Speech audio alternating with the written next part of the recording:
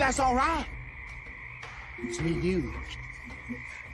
We got a special kind of friendship. I am not your friend. Sure you are. Fishing buddy? Yay, we're here again to talk about another movie. It's Russell Crowe week. We're celebrating the career of a very good actor, one of my favorite actors. And I'm looking forward to talking about this film because as controversial as it was, it's an interesting film. I like this film while also having issues with it. And I'll, we'll get into the issues as we move along. And I understand why they're there. Move along. And The Lord of the Rings meets Noah. No. It is a fantasy film. It's based more off of the ancient Bible with the book or books of Enoch.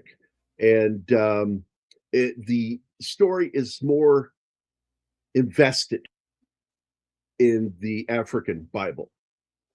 And of course, I tell people all the time, hey, man, they were Christian before Europe in Africa. They were before everyone else with their Bible, their beliefs. And so I think it's interesting. And I've always, I have a copy of the book of Enoch.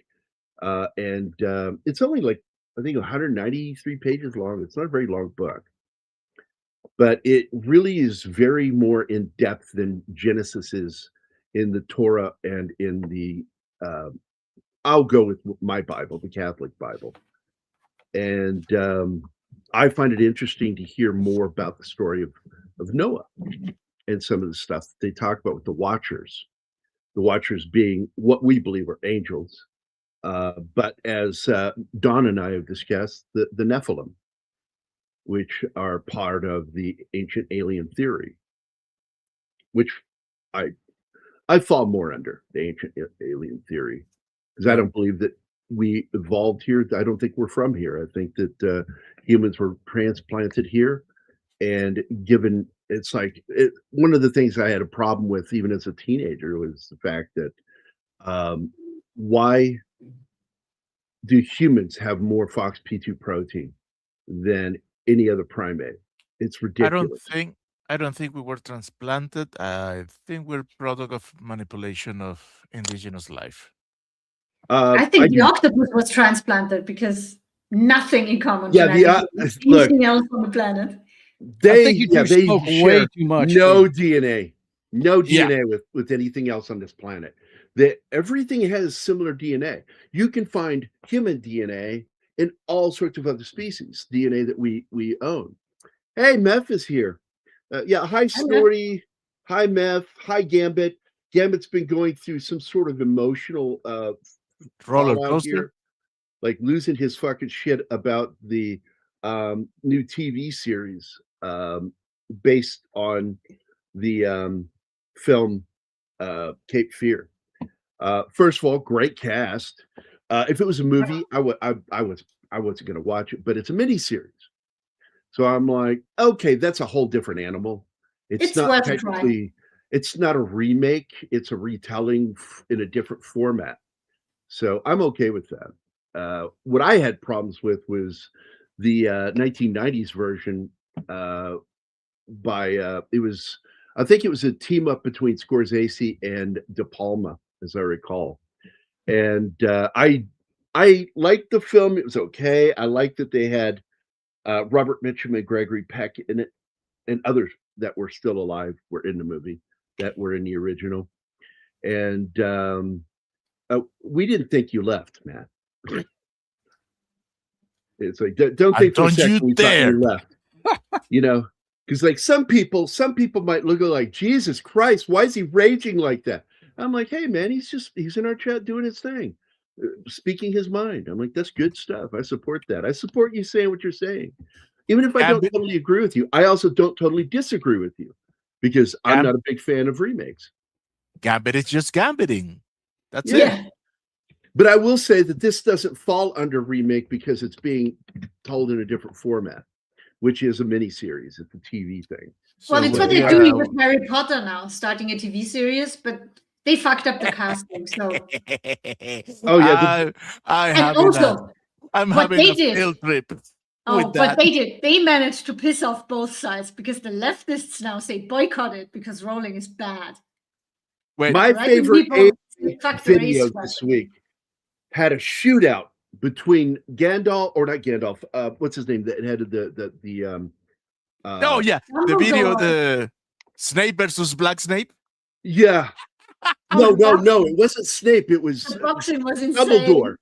Dumbledore versus him. And they both got guns and are shooting out at each other. It's fucking funny as hell. Dude, you know what was the best thing? You know what is the best thing of all this?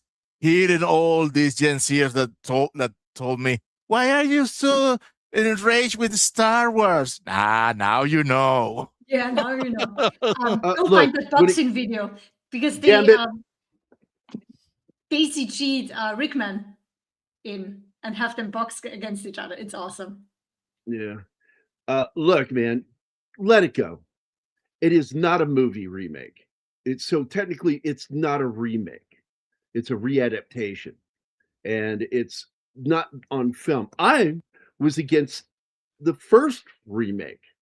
I didn't like it at first, but I went to see it and I enjoyed it. It had some really good stuff in it. But the fact is, the original film is superior. It's a better film, better horror in it. I consider Mitchum far scarier than De Niro. Look at this way. Being a miniseries, you have more time to be freaked out by Katie. Well, yeah, I like Javier Bardem a lot. Yeah.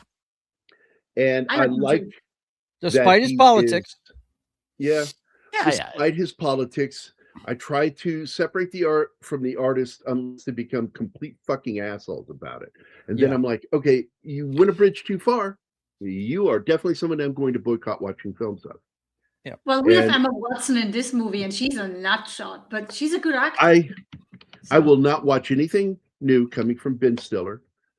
That doesn't mean I won't watch something that he's in. As long as he's not a main character, I'll watch it. But if anything that he's involved in making where he's a featured player, he can go fuck himself. He betrayed the American people and he can suck a giant fucking dick. Before we get too far from it, Gambit, this is not to validate you, but I feel the same way you do. I'm just not as militant about it. I'm not planning on watching it because, how many times do you need to remake something? Yeah. Again, A Star is Born. That freaking star has been born. I have never seen the one with Bradley Cooper. Never seen it. They remade it 5 times. The same decade. Is the original 1940s came out twice.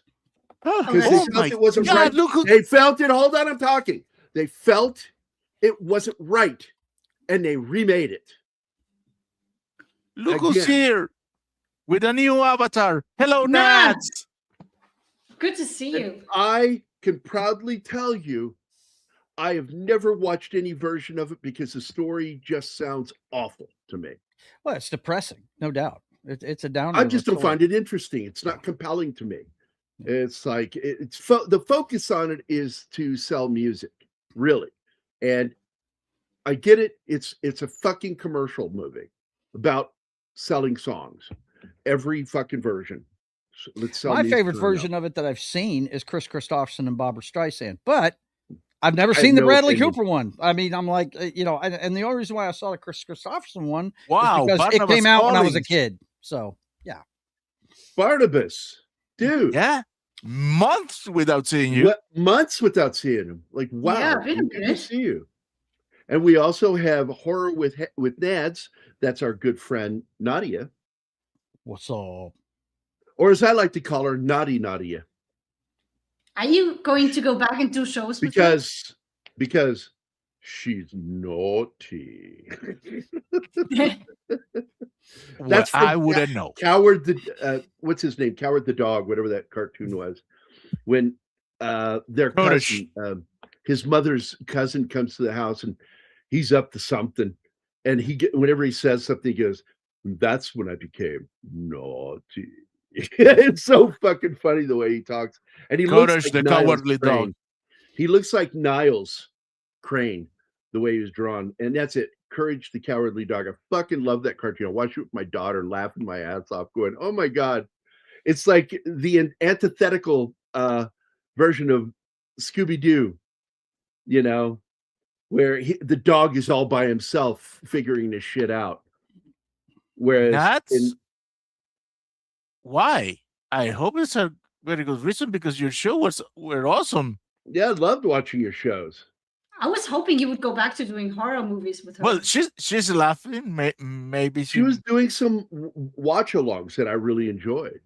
I ended up watching along one night with her with that movie. What was that movie, Nads? Where the girl is the only person not being taken by the aliens and she's being chased by them, only to find out that the entire town is gone, the whole world is gone, and they end up giving her her life, and she can live among them. They're all aliens, the aliens inside the human bodies, and she's the only one not, because they understood her. They respected her because she murdered and regretted murdering when she was a child. She killed her best friend or cousin or whatever the fuck that was. By the way, not an April Fool's joke. I'm done. I think that's No One Can Save You. I think that was it. It's a fun little fucking movie. Not great by any measure. The fucking ending alone is why people were like, I'm out. Like, what the fuck? Aliens dancing at the end? Like, fuck off.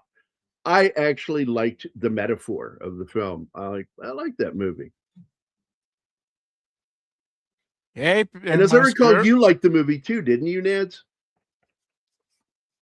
It was a good film. It was a good film. But this movie, Noah, it has this amazing thing about it, where it is a dark retelling of the Noah story, where Noah is he's still righteous, because that's what he was called. He wasn't called a kind man. He wasn't called a loving man. He was referred to as a righteous man, which is odd because according to teachings that I learned through the Bible as a child, through catechism, is a man cannot be righteous, only God can. So I thought that was odd that God walked with him. You know, it says that God walked with him. Hey, Genghis, what's up, buddy? Same to you, brother. Same to you. Oh, yeah. But, well, let me tell you something. Anima has three major quirks that I have to constantly contend with. Number one, spiders. Number two, danger noodles, snakes. And number three, claustrophobia. And she doesn't like scenes where people are buried or trapped. They freak her out. Yeah. Oh, God. The scenes in Kill Bill where she's buried alive, and in Bosch, I couldn't watch that. Wow. I have to look away. That's one of my favorite episodes, though. Like, is he going to save his daughter? You know, it's a great episode, yeah. And you know he's going to save her because she's one of the main characters. But still, hold on. Breathing when I watch a scene like that. That not always saves you. Whoa, everybody! It's funny how Noah made sure to bring along. He had nothing to do with any of that. Yeah. Nope. He had no choice. This is all just creatures. What's happening. He says that all creatures are to be saved. He's like that poor girl that just got told on the set that she's going to do her first anal scene with the guy with a horse dick, you know, and it's like, hey, man, it's going to happen. Just get used to it. And that's what that snake scene was for Noah and his family, seeing all those danger noodles going on that fucking boat. And it's like, this shit's happening. Kids are terrified. But I love that they have an explanation of how they kept the animals tame, is that they used smoke from herbs. Yeah. And they are spreading that shit without masks, and it doesn't affect the humans. No, it only affects the animals. Well, his wife is basically something between a magician and a chemist, because she also does a pregnancy test. The pregnancy test was nuts. Like, what the fuck is she doing? Like, what the hell is in there going to tell you that she's pregnant? Like, that was so fucking weird. How does she know to look for HTC? It makes no sense. I know. Oh, it's like his fucking knife. That pissed me off. Oh, the Aitor Jungle King minus 2000. Yeah, it's got the saw edges on it, which yeah, are like modern. an Aitor Jungle King. Like, what the fuck are you talking about? You can't have that. Like, look, I like Aronofsky. I really do. I saw his first movie, Pi, and I like this guy is either brilliant or he's insane. He did Life of Pi. Yeah. And then he did a film that I watched one fucking time, and I will never watch it again. You don't need to, because to me, it is a warning type film of what drug abuse is like when you're an addict. And I watched that fucking movie. I gleaned the information that he was giving and put that movie away to never watch again. I don't need to. The one with Robert Downey Jr.? No, with the same girl, Jennifer Connelly, and it's about drug addiction. Requiem of a Dream. Oh, yeah. Haven't seen it yet. That's not for everybody. It's dark as shit. Yeah, it is. And I discovered after watching that film, because I remember saying something to Mac. I said, Aronofsky has to be the darkest motherfucker I've ever seen. Like, he's dark. And he brings that to this film because the character arc for Noah in this film, not based off of any books, any information. In fact, they get a lot of stuff wrong in the film. Like, all three sons were married. In the books of the Book of Enoch and in the Bible. Yeah, and his youngest son in this movie looks like he's 10. Yeah, a child. And Raiders is a classic, buddy. It's a good one. If you get for me, I like quoting a lot of movies. Nicholson's As Good as It Gets is one of my favorites for doing quotes. Well, I need to interrupt you, good as boss. It gets when he says the name of the movie in the movie. That's fucking awesome. I need to interrupt you. Right First one, this.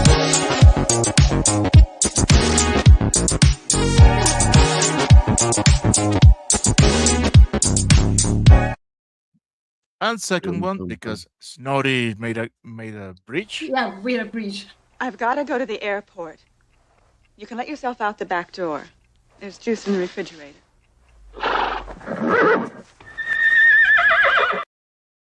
Oh, he said I don't drink juice. You know that. I was gonna say. Next time we have to get rid of a video, take that one. That movie was stupid as fuck. Oh, that means we have to keep it. No, you have the beaver. That's all you get. No, I love that fucking movie. This beaver? Oh my God. Fuck that fucking I'm not sure how to interpret that. Backdoor beaver with real beaver anal gland butter. It's whipped to perfection, as is the beaver. God, I shouldn't have brought this up. We went, I think, 2 weeks without showing that fucking thing. Don't worry, I had it in mind already. It wasn't your dream. Martin. Fuck you. Two of my favorite lines from that film are when he turns and he does a fucking Southern drawl talking to the gay black dude. I forget, Cuba Gooding. He says, dark like molasses. And I'm like, Jesus fucking Christ. That made me laugh.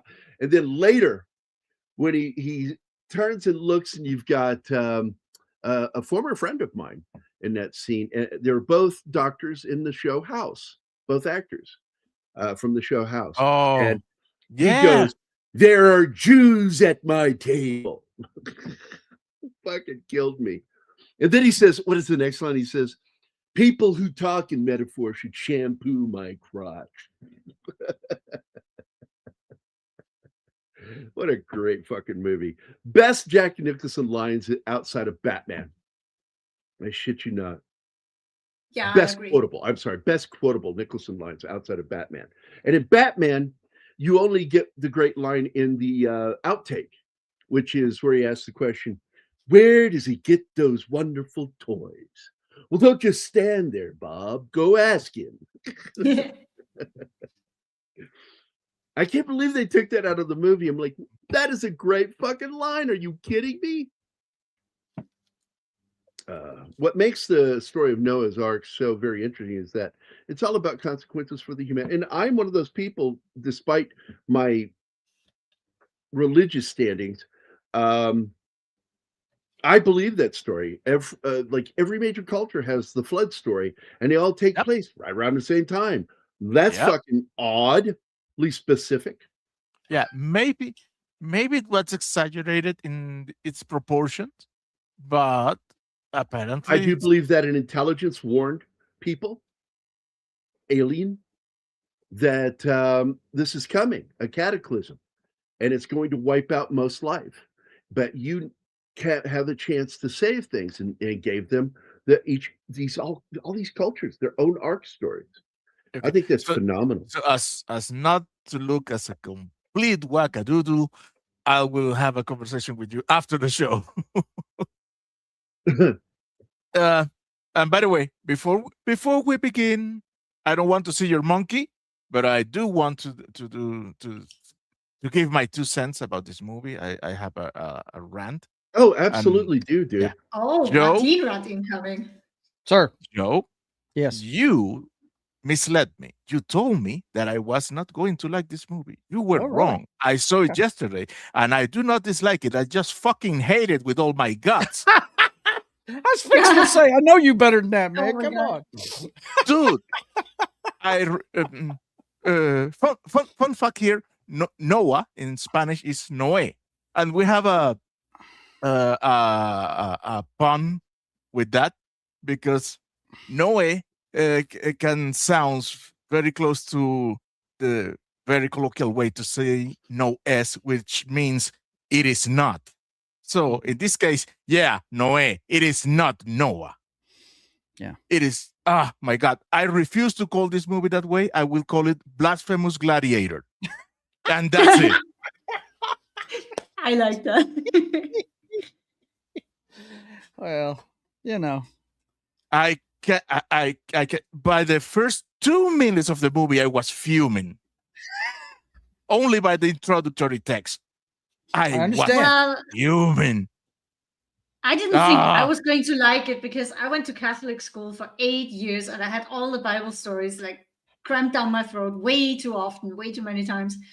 So I was like, Bible movie. This one's definitely not the Bible that I grew up with. No doubt. It feels like sci-fi fantasy. So I really enjoyed it. I can understand that. Okay, you're going to alter some things to create a more drama and dramatical effect. But I put a limit when and don't get me wrong, I understand this is a myth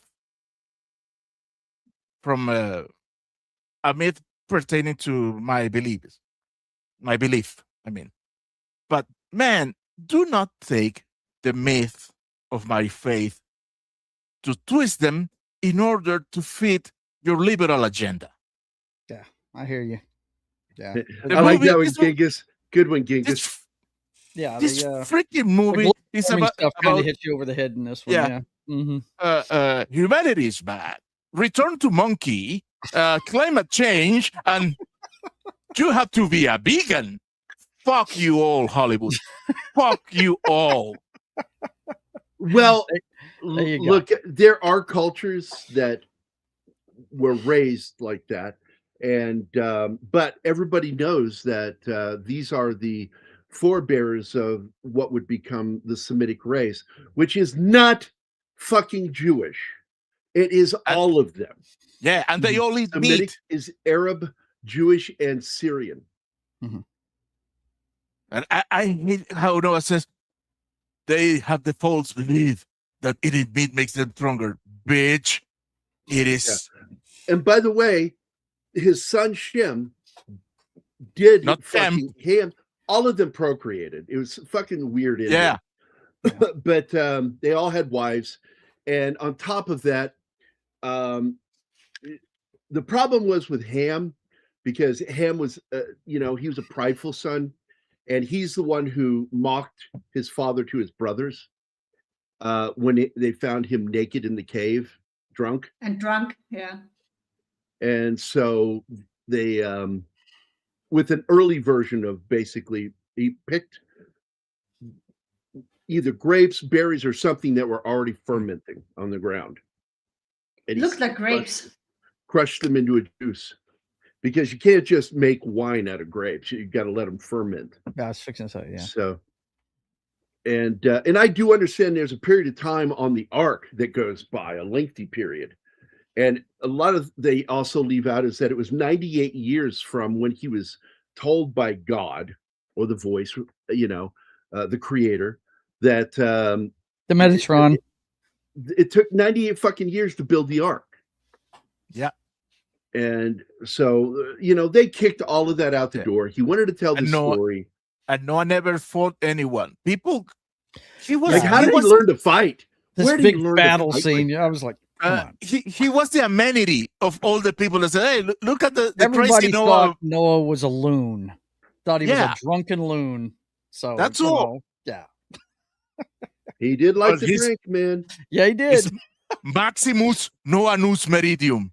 Look, the Lord only talked to people that, you'd have to. He knew had good thoughts, that were good people. Right, but that it would be questionable to person. people. So they were constantly having their faith tested. You know what I mean? Come on, what's the only antibiotic available? Who are you talking about? I've fucking seen the Abominable Dr. Phibes. I saw both fucking movies. Like, I am a fan of Vincent Price. I've seen every film he was ever in, and I have a favorite that isn't a horror film. It's a comedy, dramedy, thriller, dramedy. And Vincent Price has the funniest fucking scene in the film. And I'm going to tell you, somebody didn't like it, and I felt sorry for her. And it's Raymond Burr plays the villain in it, and it's what's his name? Robert Mitchum is the main character, and Vincent Price is this thespian movie actor, stage actor, who is running from his wife and trying to have a relationship with this other girl, but ends up discovering that he really is in love with his wife, and the girl is actually in love with Mitchum. And it's a fun movie. And at the end of the film, he finally gets to be a hero instead of an actor pretending to be a hero. But he gets all these Mexican cops, and they steal a boat, and they're going to go out there to this barge to stop them. And the first boat they get into, you can hear one of the Mexican guys going, but the boat, I have not checked it yet. It may have holes in it. Like, be quiet. Vincent Price throws up a hand. We've got this. And they all board the boat, and they go out, and he's standing at the front of the boat with his cape on, out like Dracula, and pointed outward with his elbow. He is, onward we go. And he just posing there with his foot up on the stern, and fucking boat just sinks. And the last thing you see is him going under in the same pose. He never changes poses. I fucking love that movie. He's committed. Vincent I apparently disliked it enough to not remember it. Oh man. I imagine if you liked it, you would have forgotten it too, because it's interesting in this movie. All the Hebrew people is so British. Now, Anthony Hopkins cast as Methuselah was fantastic. Oh, I love that he has cravings for berries. That was so funny. Did you bring me berries? Did you bring me anything? Oh, your father told me he would bring me berries, or your husband told me he would bring me berries. I thought maybe the son. The son. The kid. Shem. I just thought that was hilarious. And then the last thing he does is he finds one strawberry and he doesn't even eat it. He does. Oh, he does. He eats it. I thought he threw his hands out with it in his hand. No. He looks the berry, look at the incoming wave, smiles, put him on his mouth, and then open his arm. Like, fuck off, I got my berries. Eating that thing. And by the way, there's no mention of him dying from the flood, but it's pretty much assumed that because he died the same year as the flood.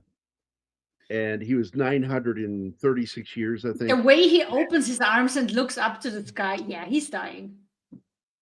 That's he's accepting it, and I love that. Yeah. The embrace of. Now that he got his berry, he can go. So I want to go back because you guys were like busy talking, and I wanted to go on about this. Where's it at?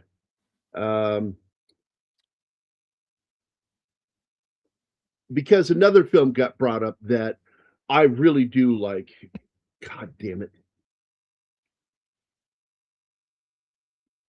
Okay, while you're on that, I'm Oh, gonna go ahead, start a new one. So it's going to take me a while to fucking get to it again. Go ahead. I'm gonna go on a tangent, man. I'm There watching it is. Found it. watching the live streaming of the Artemis. That is a beautiful spaceship. It is. It is. The Bible, the beginning, is a great fucking movie. Peter O'Toole, Michael Parks, Robert Rietti, Flavio Benatti. Is it Ola or Oya? There's no Y in there, so I don't know. But Bergierd, Franco Nero. I've talked about him to Anima so many times. Ulla Bergerid. Okay, Yeah. Ulla. Okay, Franco Bless ya. Nero is just a wonderful fucking actor. Probably one of the most handsome guys in the world. And he was this similar in looks to the guy who replaced him in the Django films. Hill. What's his name? Terrence Hill. No, Terrence Hill didn't Anima do a knows. Django. Anima, you know who it is. We talked about it. Terrence Hill. Terrence Hill. Oh. Say the fucking name right, so I understand it. Terrence Hill.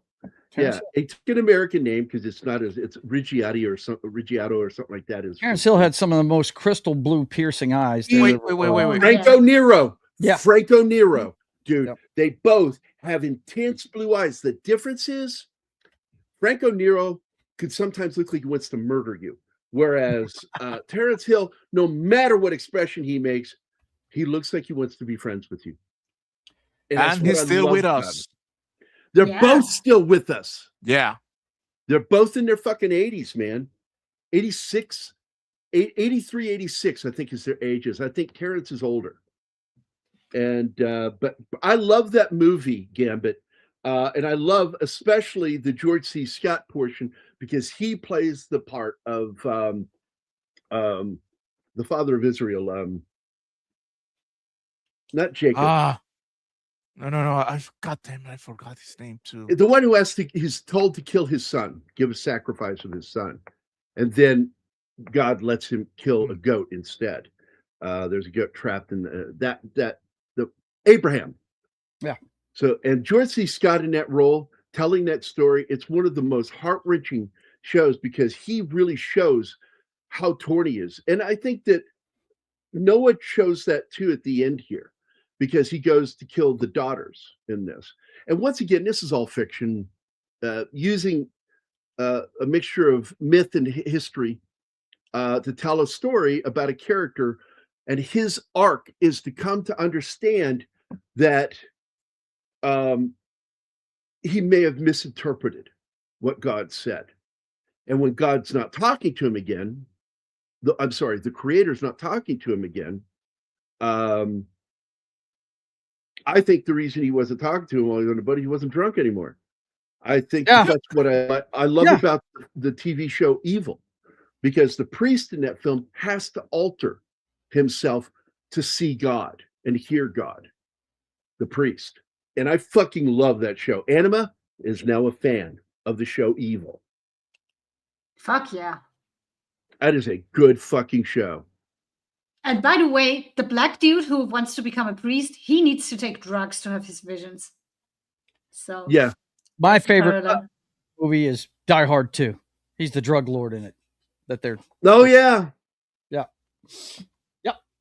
That's him. And so anyway, I'm such a big fan of everybody in this movie, the main cast. Mm-hmm. I fucking love them. They all do their job.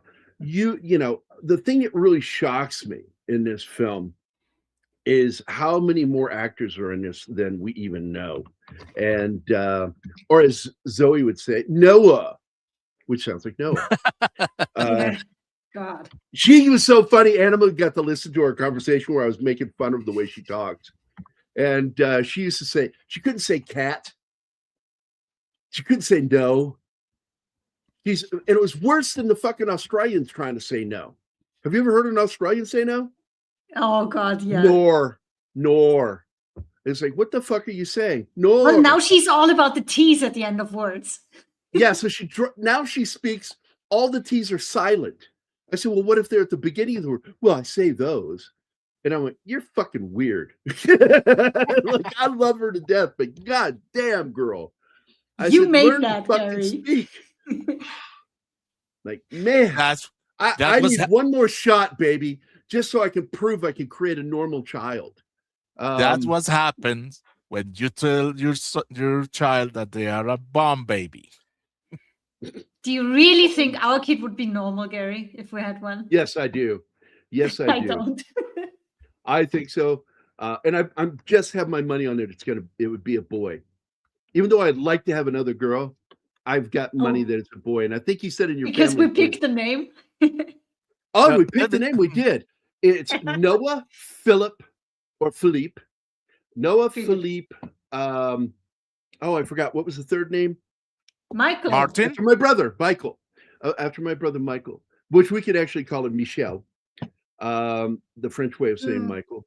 And then we would hyphenate the name. So the kid gets cursed with like extra names. Gabriel Cassell. What a long fucking name. And what I'm guaranteeing is they will never be an assassin. They have too many names. Dude. Anybody who got that joke, we're friends. Once we hyphenate, I'll have 5 names too. So I am mildly offended that my name is not in that chain. Well, if I get one more kid after that with her, you could be the godfather. we would put your name in the middle, because I would never start. Snorty knows it. Snorty knows. No way would that kid be normal. Oh, you guys are just mean. But they're being mean to you, Gary.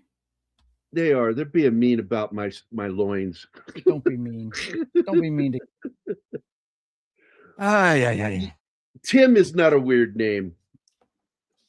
No, it's not. Wait. Fuck Headquarters 2005 is a weird name. I don't know where he's from, but yeah, that's a weird name. But the only things I like about it here are Jennifer Connelly. And by the way, this is not their first movie together. They played husband and wife in A Beautiful Mind. A Beautiful Mind. Yes. By Ron Howard, which is a fairly inaccurate movie, but good. Yeah, I like it. I like it. I was showing it the other day. Yeah, I love that movie, but let me play the video. By what name are you known? There are some who call me Tim. Oh, and let me tell you something, Gambit. Yes, Gambit. We're looking it up, and because I remembered this as a kid, that I mistook certain actors for other actors. That once Terrence Hill and Bud stopped making movies together and went off in their different directions, they got replaced.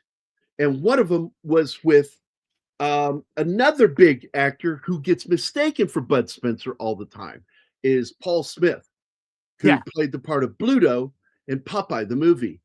And he started making these Italian films with another actor who looked like Terrence Hill. And it's really fucking weird. Another blue-eyed fucking Italian. Right. Which, according to Mario Puzo, is what he said to Frank Sinatra when Sinatra threatened him at a dinner table over that scene in The Godfather and interrupted his dinner. And he supposedly, according to what I read and heard, was that I'm Southern Italian. You're Northern Italian with your blue eyes. I think I know more powerful people than you.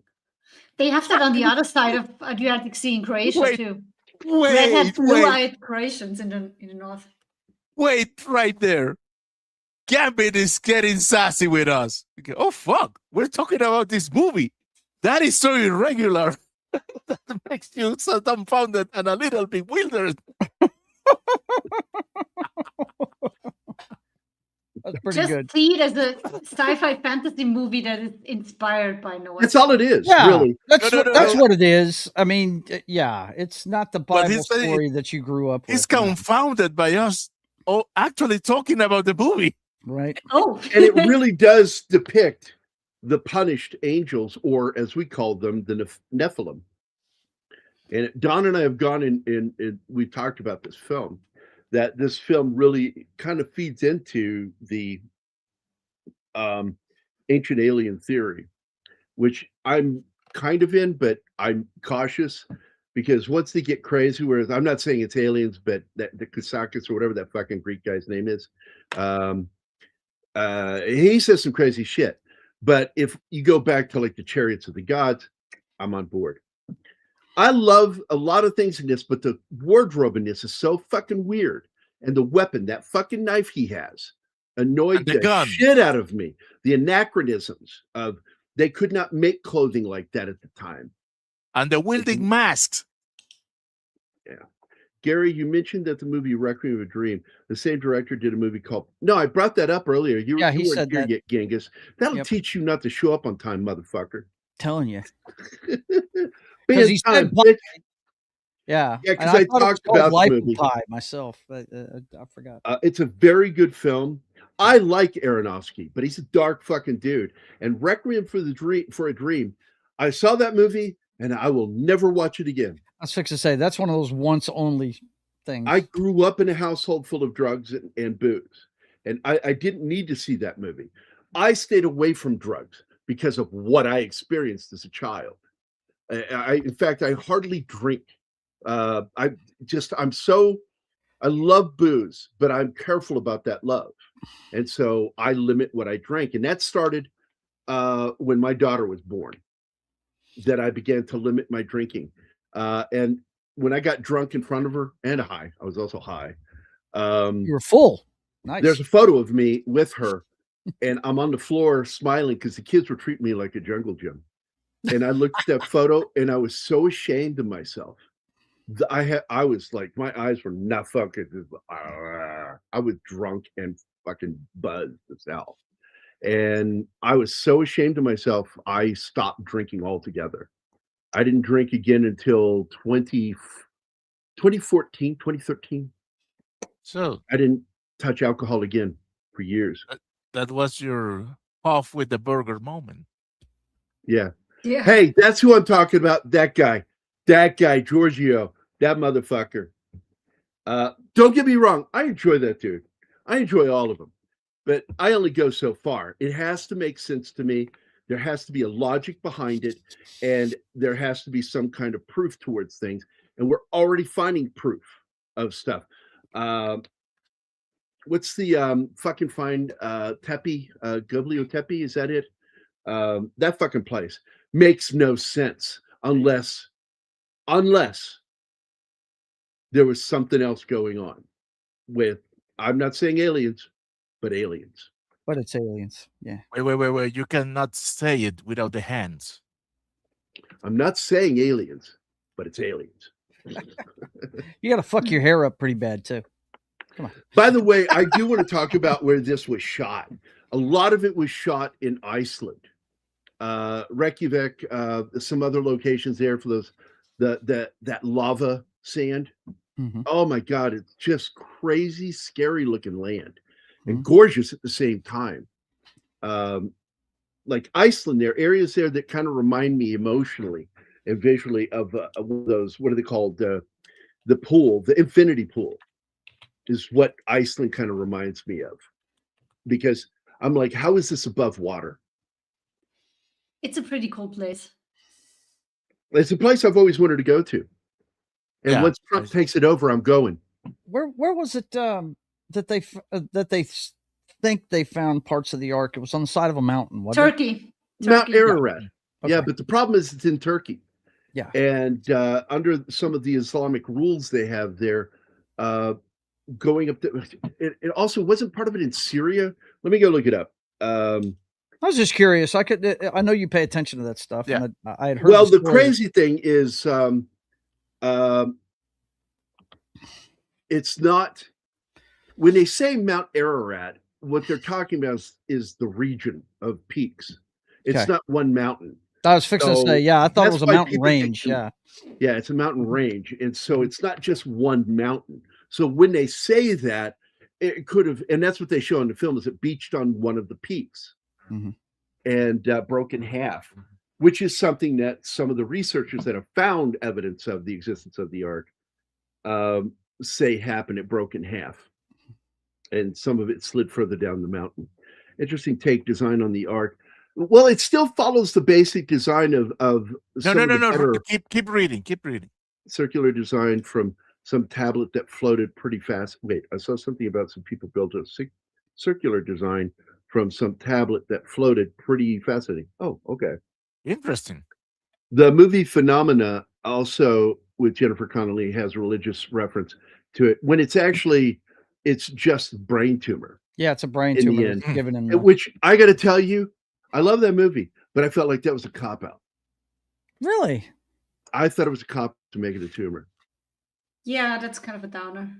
What would have made the movie work for me is that something touched the tumor and made it not malignant, but opened his brain up to things, which I thought would have been a more compelling story, that he doesn't have to fucking die at the end. And oh my God, I cried so fucking hard when he dies there with her. Jesus fucking Christ, how dare you kill Travolta?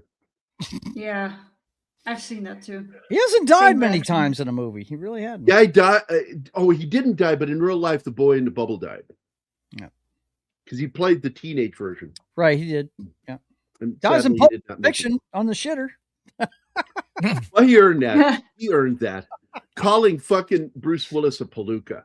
Come on. It's like, come on, man. You're fucking asking for an ass whipping. Leave your fucking gun on the counter. Who the fuck does that? Oh, apparently John Travolta does. Apparently John Travolta does when he's got to take a shit. He'd rather have a magazine than defend himself. Hey, when it's urgent, it's urgent. Yeah, but come on. From Martin, a 4,000-year-old Babylonian clay tablet translated by Irving Finkel details a circular round arc built with woven reeds and covering in bitumen. And I'm going to tell you, there were probably many arcs. I'm telling you that an intelligence warned cultures all over the planet, because every major culture has an arc story.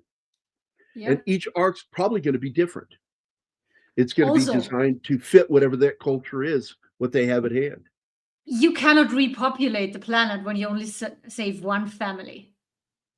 Yeah, I'm sorry. Noah could not have repopulated the entire planet. You got to create a lot of second cousins for that to work. The film was challenged for its lack of non-white cast members. What? Yeah. Everybody's British in this shit. What the fuck? Yeah, what are you talking about? They're all fucking white. Well, one of them is a Kiwi, but they're all white. Well, that's what he's saying. That the lack of non-white. Oh yeah, got it. You don't challenge it. That's a double negative. That's why we're confused. Oh, the lack of non-white. Got you. I miss non. No. The kid who's playing Ham, sometimes he reminds me of a young Christian Slater. Yeah. Yeah, but my response to that is the one that Mads Mikkelsen and his director had. They were white. They're from Finland. Yeah. They're Finnish. Right? They're white. Yeah. Also, this story takes place so far back in time. They weren't mixing yet races. They didn't everybody should be darker. Let me tell you something crazy. A real story, Anima, that I don't know if I've told you, but I had a teacher named Mrs. Jackson, and she was a science teacher. It was her class where my friend Sheila Johnson had that big afro, and she did. When you're in sunlight coming through the window, you can't see a Bunsen burner flame. It's invisible. And she bent over and it did an inverted mohawk on her head. And I very calmly reached to my right and turned on the water, and I said, "Sheila, your hair's on fire." And she went, "What?" I said, "Your hair is on fire, water." And she goes, "Oh my God." And she bent down and I started splashing her head. But that teacher, she stood up in front of our class one day and talked about, Adam and Eve, which I'm fine with the creation story, because I think that all things should be taught. And creation stories are important. I think all cultures' creation stories are interesting. And but she then goes to the fact that Cain fled into Africa and mated with a gorilla. And that was where he created the children of Cain. And I'm like, I looked up and went, "Say, what did you just say?" And I put my hand up. I said, "Are you saying that he mated with gorillas that don't have the same chromosomes as us, so they like, I don't understand what you're saying because that just doesn't make sense. And she goes, I'm saying that there were primates in Africa that Cain went down there and mated with to create a new culture. Huh. And none of my friends from school know this. I got her fired over that. As well, you should. And I feel bad because she was forced into early retirement because of that. That's a good thing. I said, do you know she is teaching in science class that Cain went into Africa and like had sex with monkeys and chimps and made more humans? That's in her class. No. I asked her, and she said, you know, that these gorillas and apes, he mated with them, different forms of primates. And I told that to the principal. And I also reported it to the school administrator. I didn't fuck around. No, she went to the higher ups. She maybe have been talking about the last tribe of Cro-Magnon. Oh wait, not if she's saying gorillas. That's two different things, Martin. Oh, Phenomena, 1985, good movie. That's that's got what's her name in it. Oh wait, what movie am I thinking of?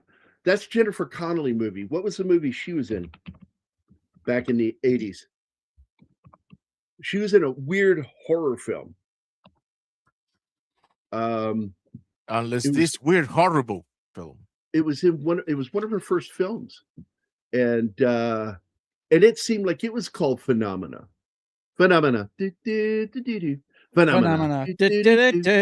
What have you done, you monster?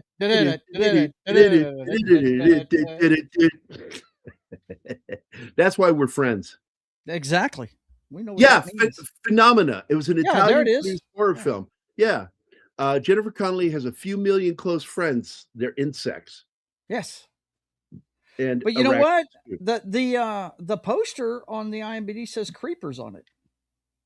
IMDb. It's called IMDb. I'm sorry. I just always say that. My back's. I know it's funny. No. But I saw the movie when it came out on VHS. It was not very good, but I didn't care because I had a crush back then on Jennifer Connelly. And somebody said, she was younger than you. She was barely legal. I said, I didn't say I wanted to fuck her. I said I had a crush on her because she was so beautiful and funny and really a good actress. And she's phenomenal. Yeah, I still find her like just one of the best actors. Oh, dude. When I saw her, and you want to talk about aging gracefully, man. I'm sure she's getting work done like everybody else, but she's got a good plastic surgeon. If you saw Top Gun Maverick, you know what I'm talking about. Insiders, she's had no surgery done. Wow. But I'm going to tell you, so beautiful. Yeah. Crazy. She can still make expressions with her face. She won the genetic lottery. Let me tell you. But she's in a movie about the Hat Squad of LA with Nick Nolte, where she plays kind of a prostitute that he fell for, and she gets murdered by Mulholland Falls. Fucking movie. I love that fucking movie. Movies. I love that great, fucking movie, man. Dude. Like when they find her and they show her on screen, everything was broken in her body. So it's like picking up a boneless chicken. Like oh my God, that scene. I love that movie. I love that fucking movie. And Mulholland Falls, Martin, you want to tell people what that is? Oh, there's a hill that was cut up to make right off of Mulholland. To make way to a road, and the Hat Squad had as a not a hobby, as a preemptive measure to convince the mob, because the mob kept trying to come to California, and they to convince them. Go ahead. To convince them not to establish their business there by giving them a tour to the top of the hill, and then suddenly help them out to get down. What a cast, man. I'm going to have to watch this movie. Good Lord. Oh, my God. That movie's awesome. I've never seen it. I thought you were talking about Mulholland Drive for a second. It's dealing with the secrecy around the atomic bomb. And what's his name?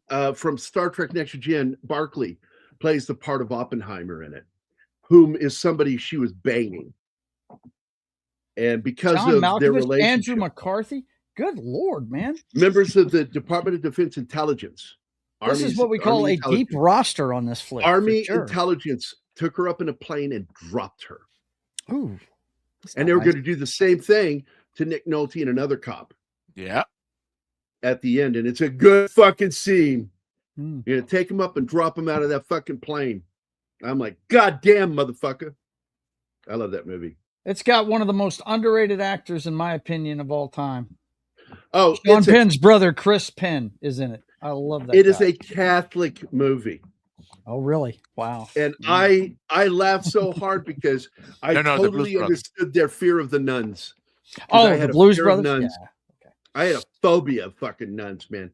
I get so apprehensive around, still do. Dude, what's wrong with American nuns?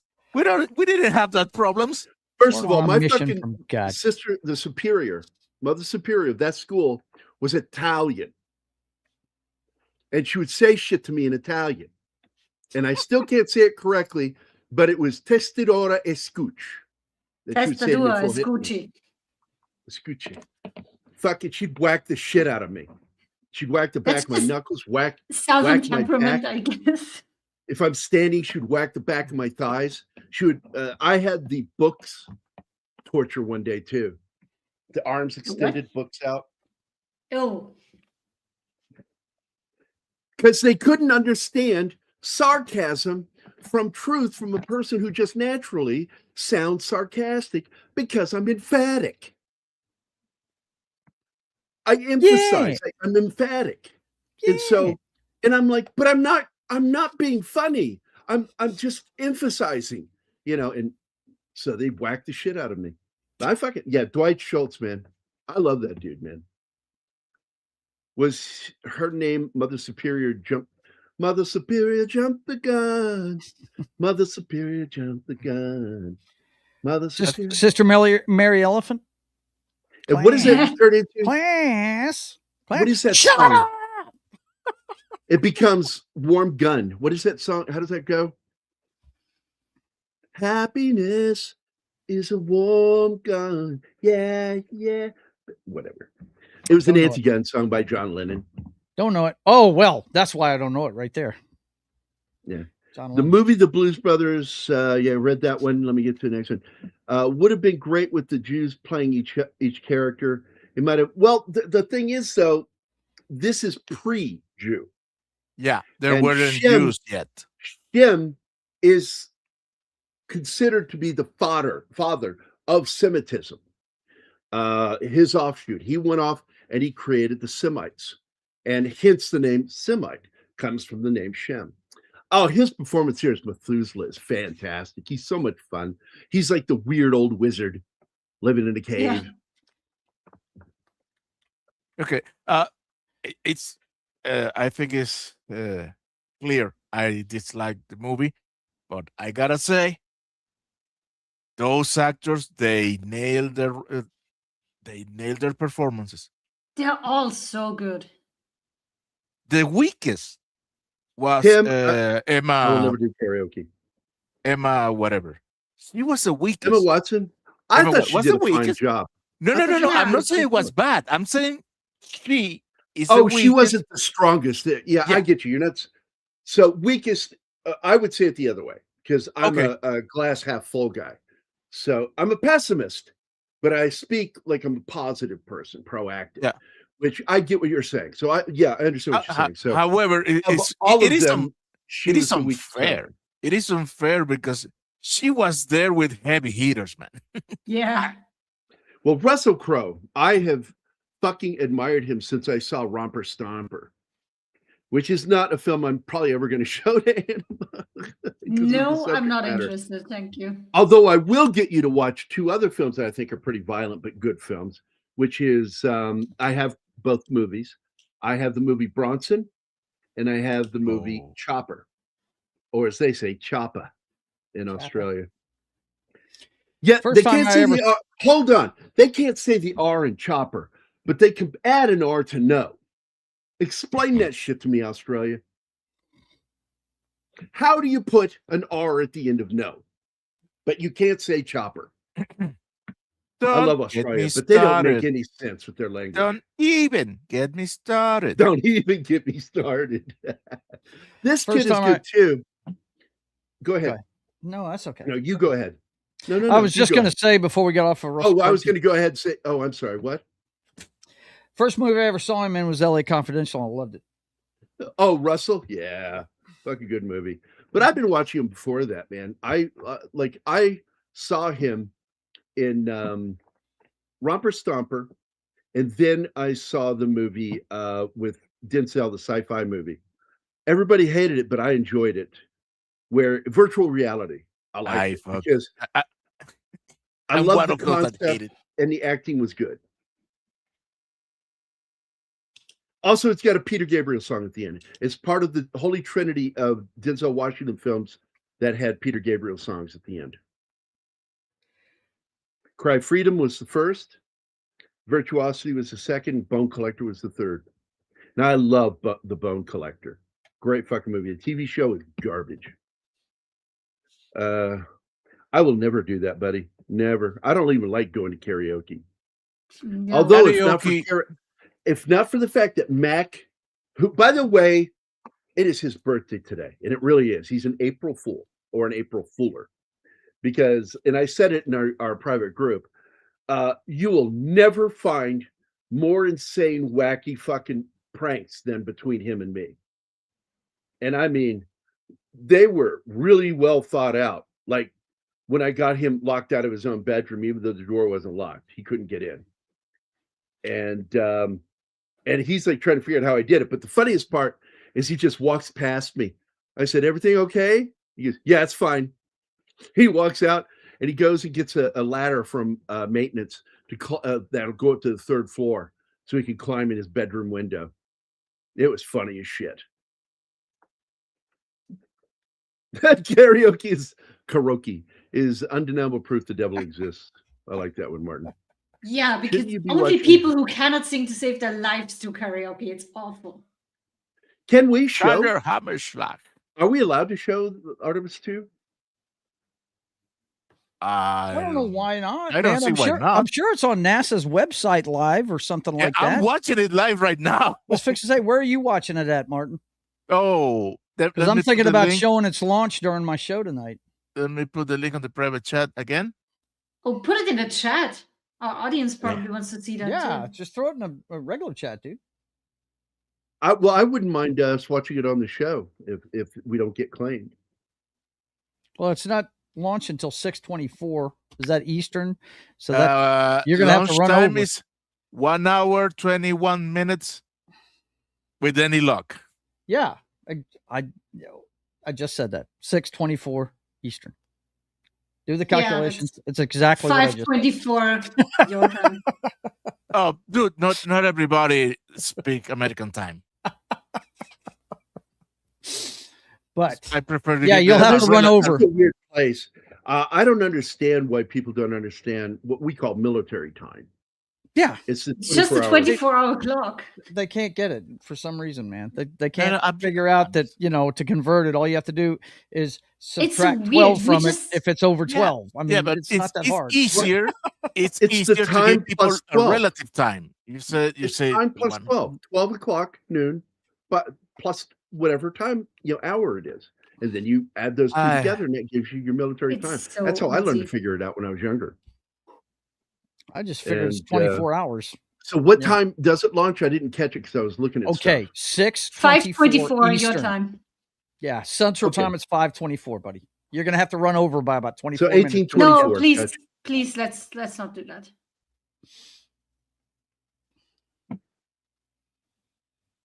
Because that launch takes time too, and I don't want to be live. Yeah, then we're not going to be able to watch it. So yeah, we'll watch it after the show. So there you go, guys. If you aren't watching it now, you can put it in the background. I do that all the time when I'm watching streams.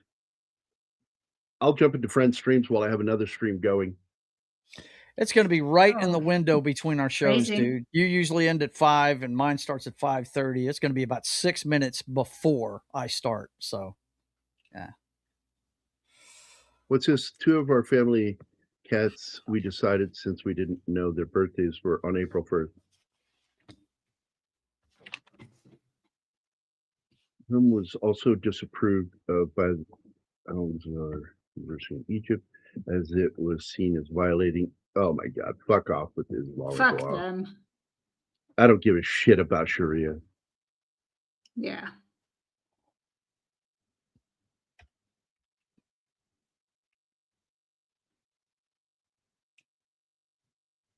Oh man, I didn't even know NASA had a YouTube channel. Cool. I got to subscribe to that.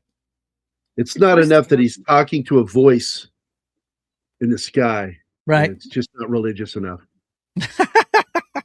Doesn't call him God. I said they wouldn't have called him God then.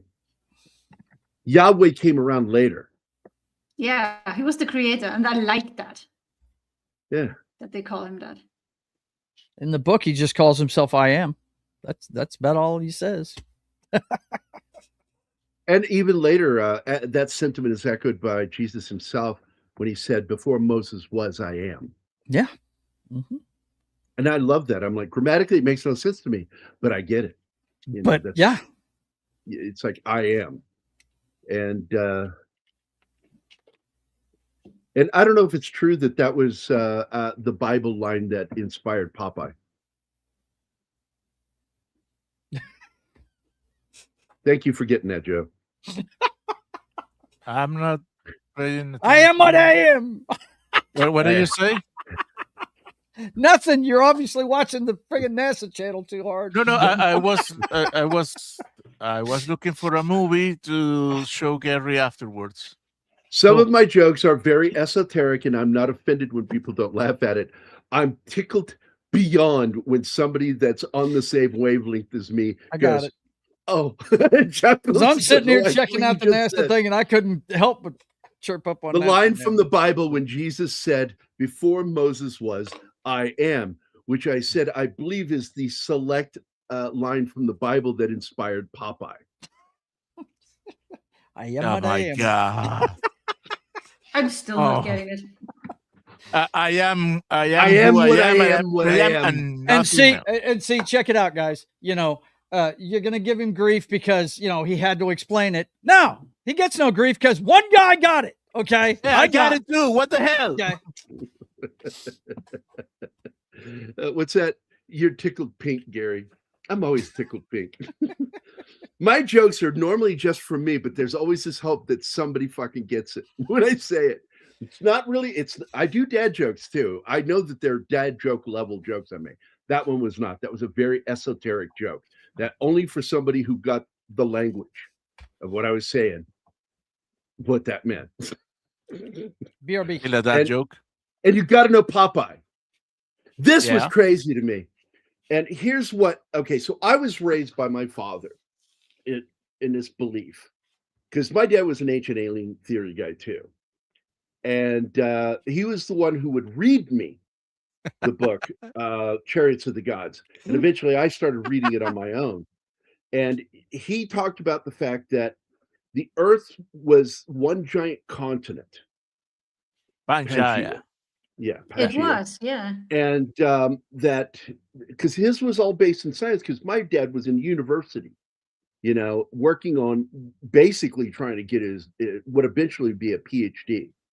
And my dad is probably smarter than many of the PhDs I've ever met in history and literature and biblical studies too. My dad was a fanatic for biblical studies. And so we talked about this, and this is what bugs me about the film, is that there was a belief, and you can find this if you look it up, by many educated people that believe that this stuff took place and don't just put it off to myth, because I don't believe it's a myth either. I think there's too much proof it happened, and we have too many cultures with the same story for it not to have happened, and they all seem to gravitate to the same timeline. And that the earth at this point, the firmament wasn't what it is today, being the sky. Okay, so there was nary anything in the sky at that time because all the water was still under the what would become the continental drift.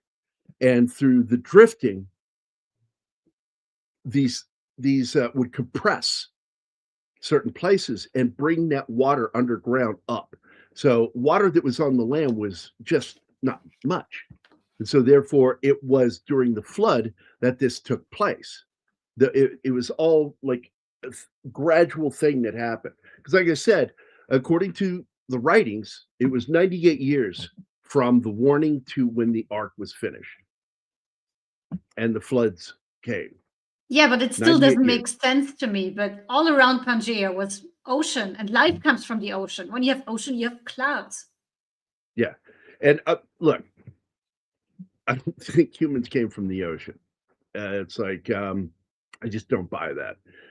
I believe in natural selection. I absolutely believe in Darwin's theories of adaptation, but evolution has too many fucking holes in it for the plot to be believed. And so therefore I don't think that. I think that we know that either the oldest created living creatures came from the ocean. So there, no doubt. And there were small ones around the planet, but the Pangea took up most of the fucking planet on one side. It doesn't today, and it just broke up. That makes no sense. I believe that what my dad taught me, I believe it is pretty fairly accurate. That the seas grew because of the continental drift and came up out of the ground, and that caused, and they show it in the film, the funnels of water going up into the sky that would help create the firmament of our planet, our atmosphere, the water in it, the clouds. And so in reality, I don't think it was a rainstorm. It was water being sprayed into the air so fucking high that it came down all over. And hence, any areas of water became flooded. And those floods grew and did what it did. Okay. And also tsunamis would happen because there's got to be earthquakes happening at the same time. There has to be with a major shift like that. I have to set the record straight here. Seller Hammerslag, if you want your video played, stop taking my line. That is my line. My name is Jose Jimenez. Jose Jimenez. It was the first thing I ever saw said in this channel. Okay, really? I want to talk about this film. Okay, good mention there, Gambit, because I've talked about this before. I don't know if you remember this, Gambit, but I told people that cast members and stunt performers died making that fucking movie. They drowned because they dropped a fucking ocean on them of water and it killed some of the crew. Safety in Hollywood, they didn't give two shits about it. Nobody got indicted. Just fuck, man. But Noah's Ark, it's a great film, and I'm telling you, watch the flood scene and just know members of that crew and cast got killed shooting that scene. Hi, Ariel. How you doing? Dude. Hey, hi, Sander. I didn't say hi to you. And let me run his video because he's asking something here. Yes, I'm really curious. Thank you. No, I wanted to show that because that's a continuation of it. That's important. He just kept going. They died. Go ahead. Sorry. Okay, where is the comment again? Ah, here it is. I'm really curious about this astronaut from Bacalacadaca Street. I don't know if they're from there, but there you go. I've got 5 terrorists going southeast on Bacalacadaca Street.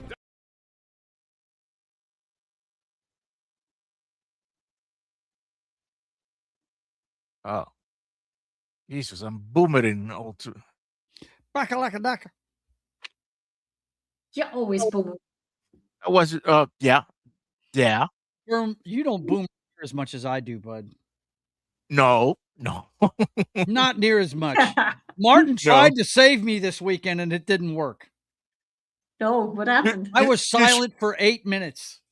You should change the name of the show, call it the Boomerang Show. Yeah, the Boomerang. So yeah, look, the film when they shot it killed 3 of the actor extras. There were more that were injured. It occurred approximately 600,000 to 100 million gallons of water was dropped onto the set. Wow. And extras and like I said, members of the crew, without prior warning, and there were zero adequate safety measures. And he just kept saying, keep shooting, keep shooting, keep shooting. And like I said, it was 3 people that died. They were members of the cast / extras. And 35 ambulances were needed. And the film, as I said, led to the introduction of Hollywood's first formal stunt safety regulations the following year because of what happened in that movie. But that nobody was indicted or charged. I was fixing to with say, a crime blows my fucking mind. To the bajillions, man. Hollywood. And by the way, do you know who one of the stuntmen was in that extras? Mm-hmm. A very young John Wayne. Oh. It was one of his first films. The tradition goes on. We have Alec Baldwin not being responsible for what he did. No shit. Yeah. You know. Wow. Wow. Straight up murdered somebody. Well, didn't murder him. That was manslaughter, but still. I don't know. Idiocy. Right. I understand that the Canadian ship was referred to, because I can't remember what the designation is on their ships. Like Britain is HMS, and here in the US it's the USS whatever. What do they do in Canada? I can't remember. Do you remember, Joe? No. Like the Canadian ship or something like that. But anyway, it was called we would just say the SS Sorry.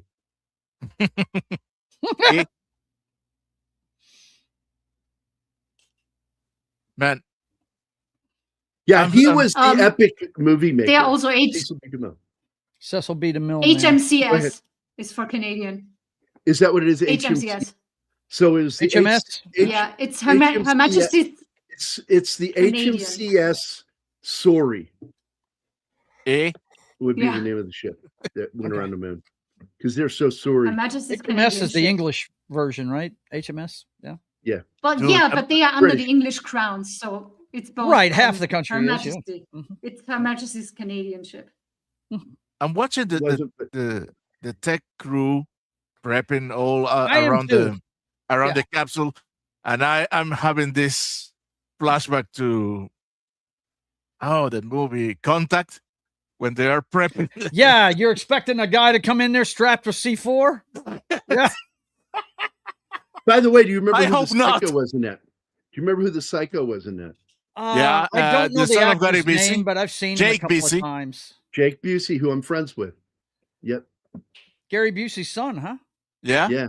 That's why I try to stop people from talking about Gary Busey on the show if they're going to go make fun of him in any way.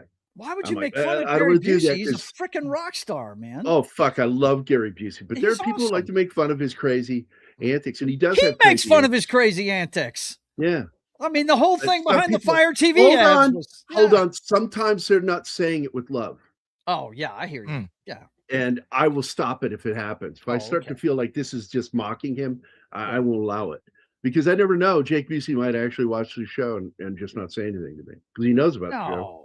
I've asked him to come on. Jake, if you're watching, we love your dad. He's awesome. Well, I like Adios. Jake too. Yeah. I like both of Jake, them. man. Dude, He's a one of my fun favorite actor. artists growing up, of course, I'm the son of a DJ, was Buddy Holly. And I was just chomping at the bit to see the Buddy Holly story when it came out. And he knocked that fucking movie out of the park. Dude, I was awesome in that movie. the line from Gary Busey that will accompany me to my death is, "It's a fucking alien." Yeah, right? I'm going to say this without saying the nationality, because I'm not a big fan of those jokes, even though I do find some of them very funny. Mhm. But did you know? I'm going to just say it. Fuck it. Please forgive me for this joke. It's a nationality joke, and so did you hear that Poland has their own space program? Oh, God, my no. God. They keep losing their crews in space because they keep leaving the screen door open. That started as a submarine joke. I know, but I made it about space. I told it about space. It's like, I think my favorite one was because there's a whole book on these jokes. Oh, I'm sure. Back when we were young. Yes. And I remember like a buddy of mine had that, and we're at lunch, and he hands it to me. I start reading some of the jokes, and the one I remember is Poland can't make ice anymore because they lost the recipe. Let me tell you something. When we were kids, you could laugh at each other and go home friends. Okay, you could. When we were kids, the two biggest television stars played bigots on television: Archie Bunker and George Jefferson, and they made racial references to each other all the time. But you know what? They got along. You know, I don't get today. You know. Yeah, I had a friend, a Polish friend of mine. He was actually half Italian, half Polish, and he told me this joke one day because English or well, we called him back then. It's derogatory, but we didn't mean it as derogatory. It's one of those things with your friends. You say mean things with love, and we called him Wapalak, and he was great. His name was. I think it was Wetzel, Keith Wetzel. And Keith came up and he told me this joke, and it was about the Polish Christmas doll. And he told this story. And it's, how did it go? He said, you go to a Polish toy store and you go to the back where all the dolls are, and you look it up, and there's one called the Polish something doll. I can't remember the name of it. It's a name of a girl. And you go to the counter, you buy it, you take it home. You wrap it up for your kid, and then on Christmas morning they unwrap it, they open the box, they pull the doll out. There's a small key in the box. They pull that out, they put it into the back of the doll, they crank it up, they set it down, and it stinks.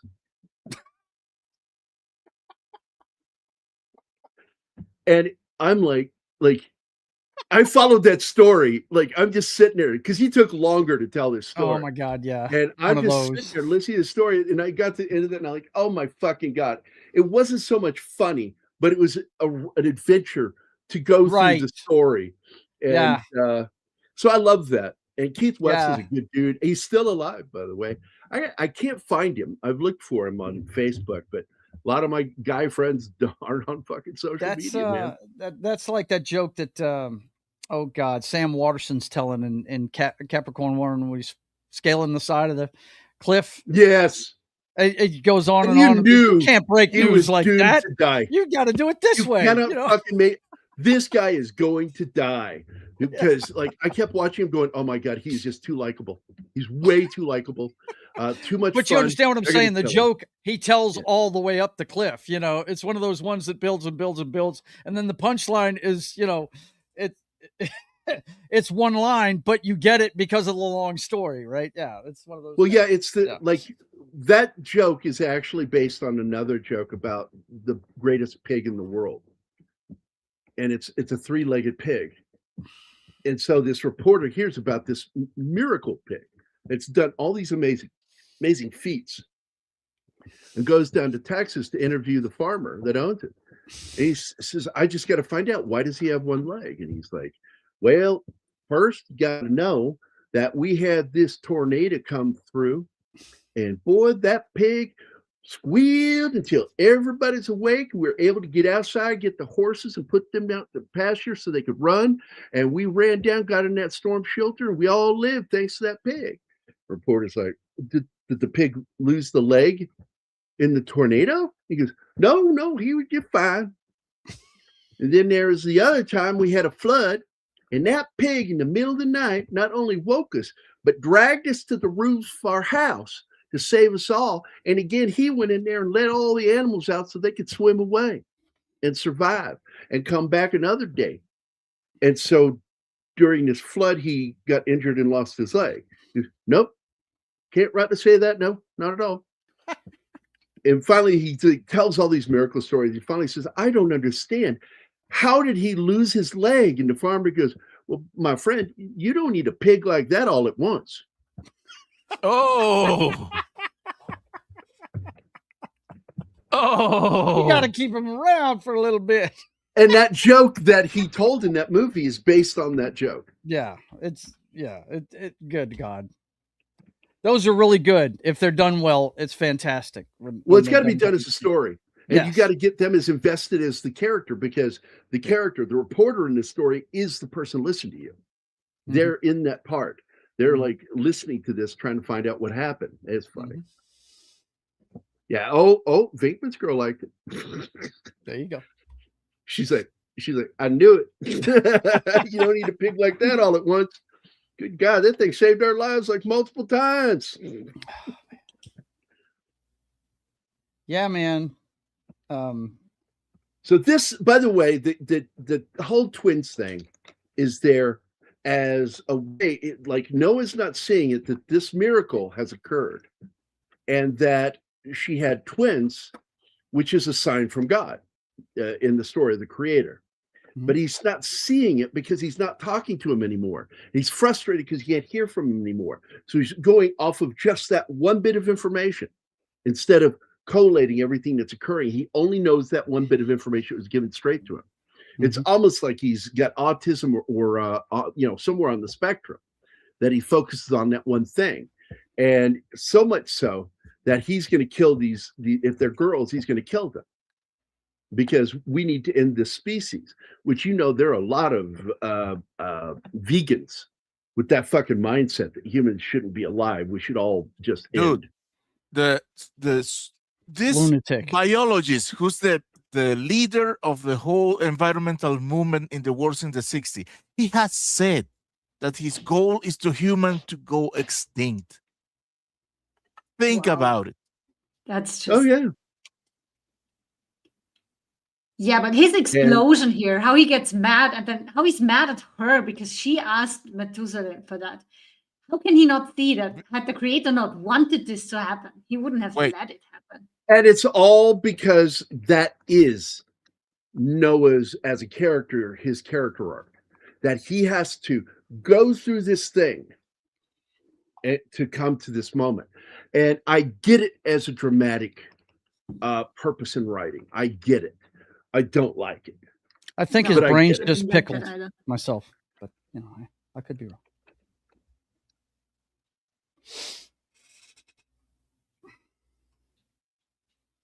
Well, I'm from the X generation, and we don't pay attention to people like that. We go, whatever, fuck off. I mean, I was told that shit from people when I was younger. Well, that's kind of inappropriate to you. Yeah, right. Well, tell me to apologize. I'm not going to apologize for my fucking joke. No. I wouldn't say that kind of thing. I wouldn't be telling people, you don't say that. I want everybody to say what they want to say. That way I know who they are. Yeah, right. That way you can mark the folks. Yeah, I know exactly what you're saying, Martin. I subscribe to the Joe Rogan theory that the best antidote to bad speech is more speech. Yep. That way you know how stupid people are being, right? Yeah. You hear the word diversity thrown around, but it's never where it belongs. Diversity of thought.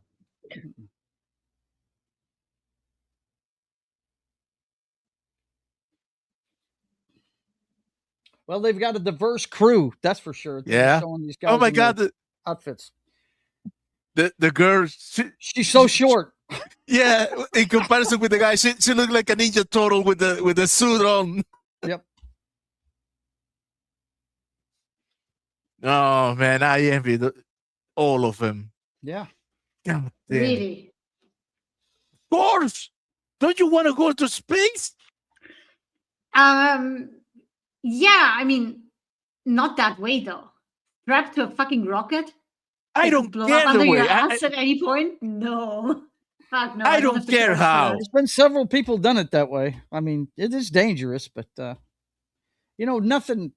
No exploration is safe. None of them are. You know what I mean? Yeah, I know, but Columbus when he crossed the ocean blue. That was dangerous. That was dangerous. I know. Oh my God. And you know what? If I had a time machine, I would absolutely love to go back in time and tell Columbus, the Vikings have been here before you. Yeah, right. I would totally fuck with him because we know they landed in Canada. Anglo-Saxons to get here. No. Oh, they landed in Canada way before he got there. How don't you know that somebody time traveled and told him that, and he says, "So there is land there." Right? No, I would meet him right before he was ready to start his journey. By the way, that continent that you're hoping to find, it's been done. Oh, I watched that on Asmongold's thing the other day. Or was it Charlie? Yep. I might have watched that on Charlie's channel. That was funny. Well, Benny had footage of it, as did Asmund. I watched both. Mm-hmm. And it's fucking hilarious. It is hilarious. I can't breathe. I need a female officer. I need a female officer. That's the one that got me. Transgender male. Suddenly, she needs a female officer. Right. Yeah. Come on, man. Dude. There are no females. We are treating you like a man right They're now. non-binary. You don't like it? Really? Wow. We're going by your rules. Now that you mention Asmongold, did you see the thing with the video of Afroman trial? Yes. I showed a bunch of it. I'm telling Gary. Oh, because Gary. You showed them to me. Oh, my God. That was funny. The whole thing is comedy gold. Yeah, it is. Lemon pound cake, right? Yeah. Yes. That was some great stuff. Oh, fine. Hey, Connie Cluter's in the house. Hi, Connie.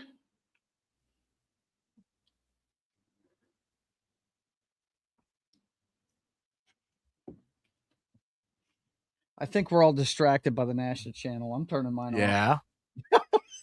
Rightfully so. I'm turning mine off. And here comes the Somebody flood. knows the song. Somebody knows the song. Hey, I'm taking that lemon cake to Pound Town. Lemon cake. Lemon pound cake. That was too good. That's how it got its name. Oh, it's too funny. That's too funny.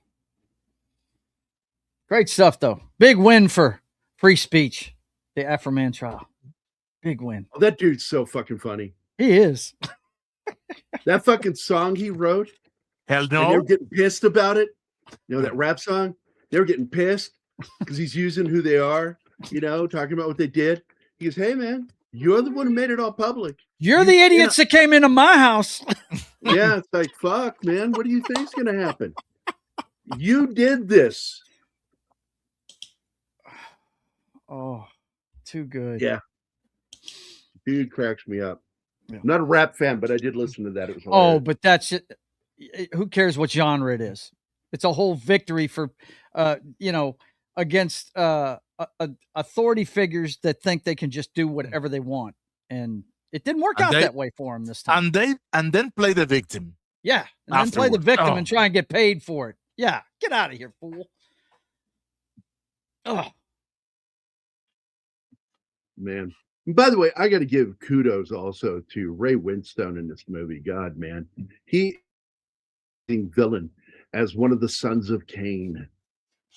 Oh, the king, yeah. Yeah, no, he's been in a bunch of stuff. Winstone? Yeah. God damn, dude, that guy's amazing. Doesn't he play Mel Gibson's character when he's a young kid in Braveheart? Isn't that the uncle that takes him and No, that was Cosmo. Okay. Hang on, I gotta look him up because I know I like the guy. James Ray Cosmo Winstone is the Winstone is just one of my favorite actors from England, and he's fucking awesome. I can go through like a handful of things that he's done that I really like. One, the Gentleman TV series. He's fucking awesome in that show. He's in 4 episodes. King Arthur is my favorite movie with him in it. He's the baby arm with the apple on the end guy. Yeah, that's him. one of my favorite films with him is with oh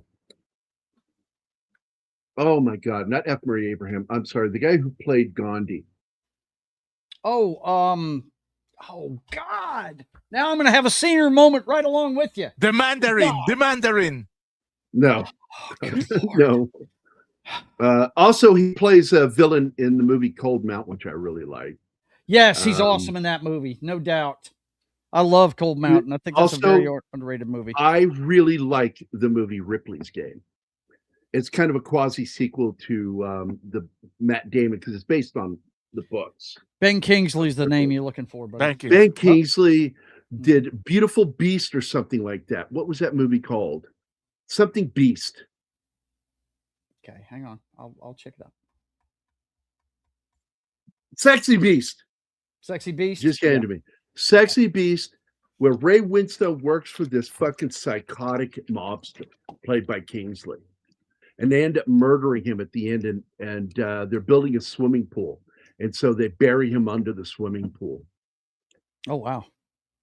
As one does. What? As one does, yeah. And there's this risk that they might get found out, but everybody plays it straight. And he just disappeared. Nobody knows what happened. So it's a homophobic movie. I don't know if that's the point of it. I don't think so. My favorite movies with him in it are he's Jack's right-hand man in The Departed. Of course, he's Frenchy. And King Arthur. I can't remember what the name of the knight he is in that one, but he's the... You're talking about the one that came out in what, 04? The one with Clive Owen. Yeah, King Arthur. Yeah, 2004. Yeah. I consider it historically accurate, but I didn't like the movie because I felt like they didn't do a very good job with the story itself. But I loved everybody in it. They were great. Yeah, and it was when nobody knew who they were, you know. All of them, I think Mads Mikkelsen's in it too, and a bunch of people. But yeah, I feel you about that. They show some of the lore, but they don't really, you know, it's more a Roman story than anything else, right? A Roman invasion story, kind of. So yeah, because that's really what it was about. That was the period of time the story actually took place, if it was real. And I believe that there was a real Arthur. They do have proof of an Arthur who was a governor, a regional governor. Oh my God, I forgot. Might be considered a king at that time. I forgot he was the bad guy in friggin' Black Widow. I forgot all about that. He's the Harvey Weinstein in Black Widow. Forgot about that. Oh, jeez.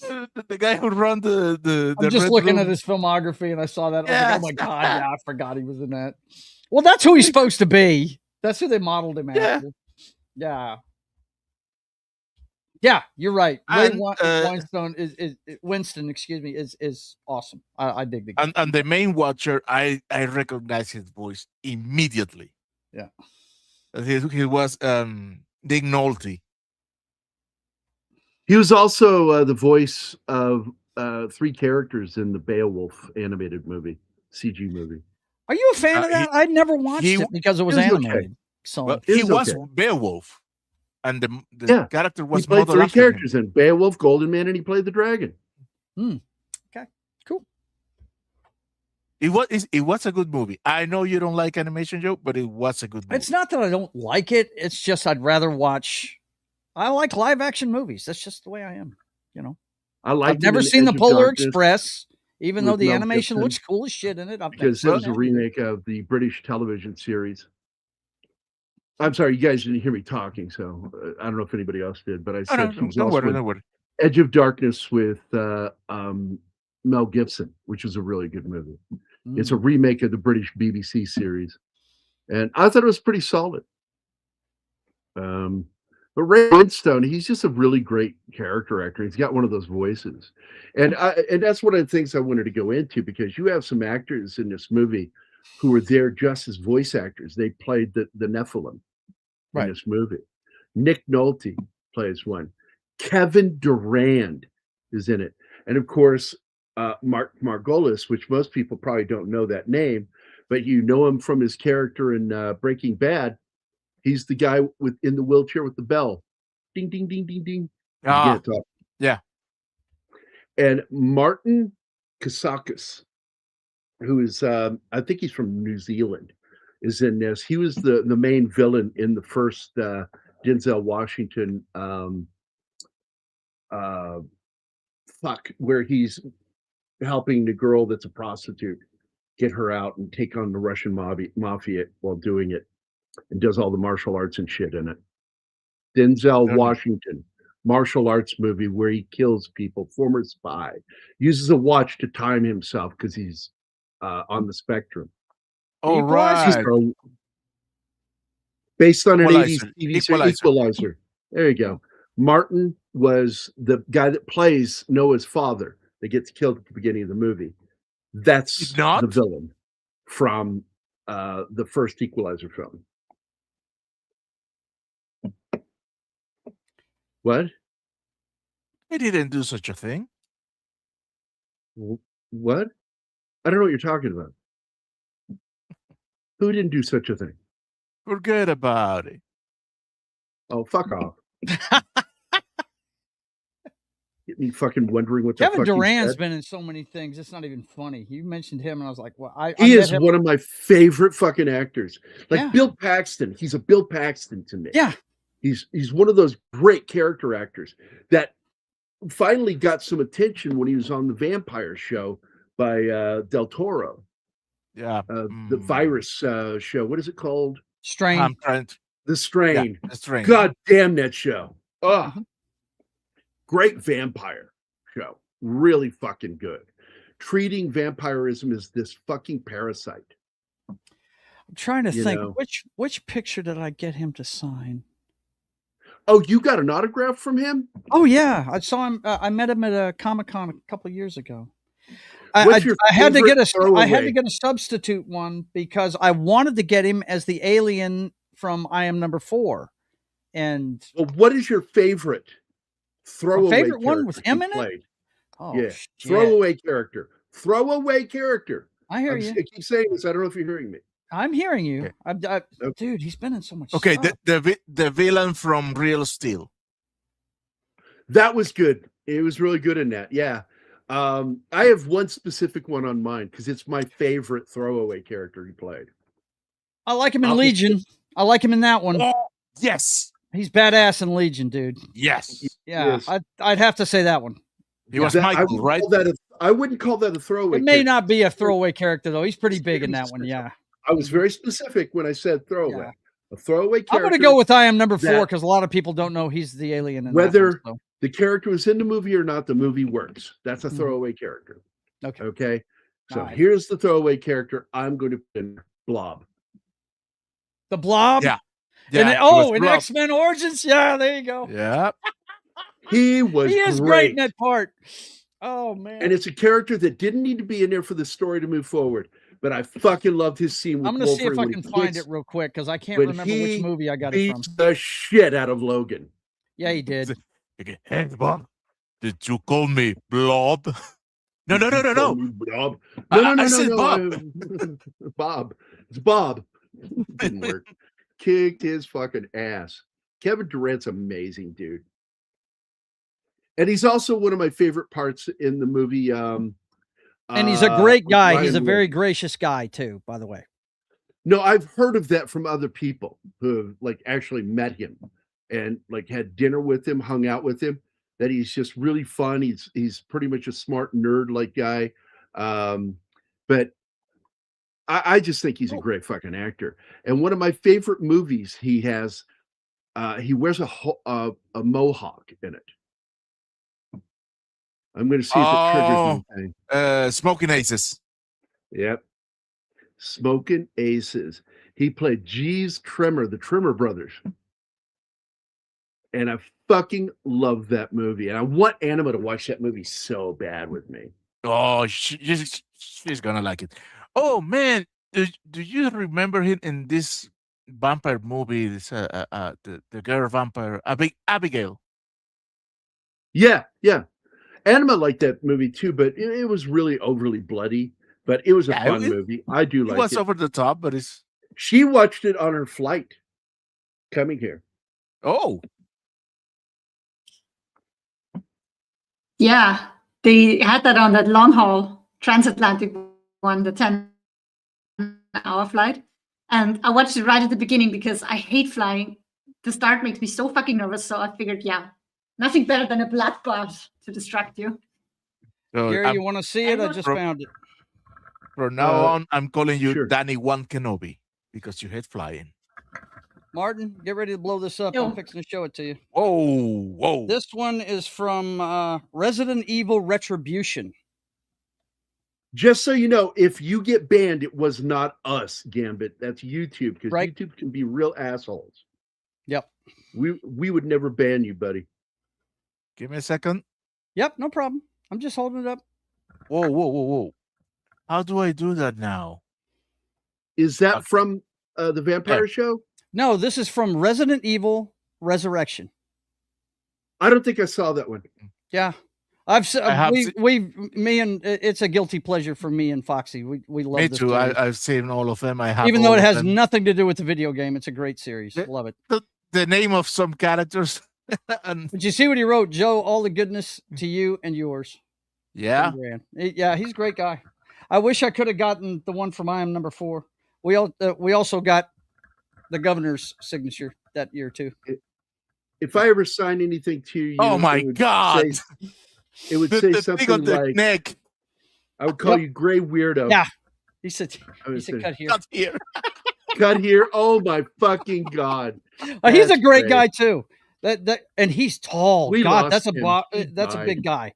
He's your size, Gary. Him. Only he's we lost him. He's dead.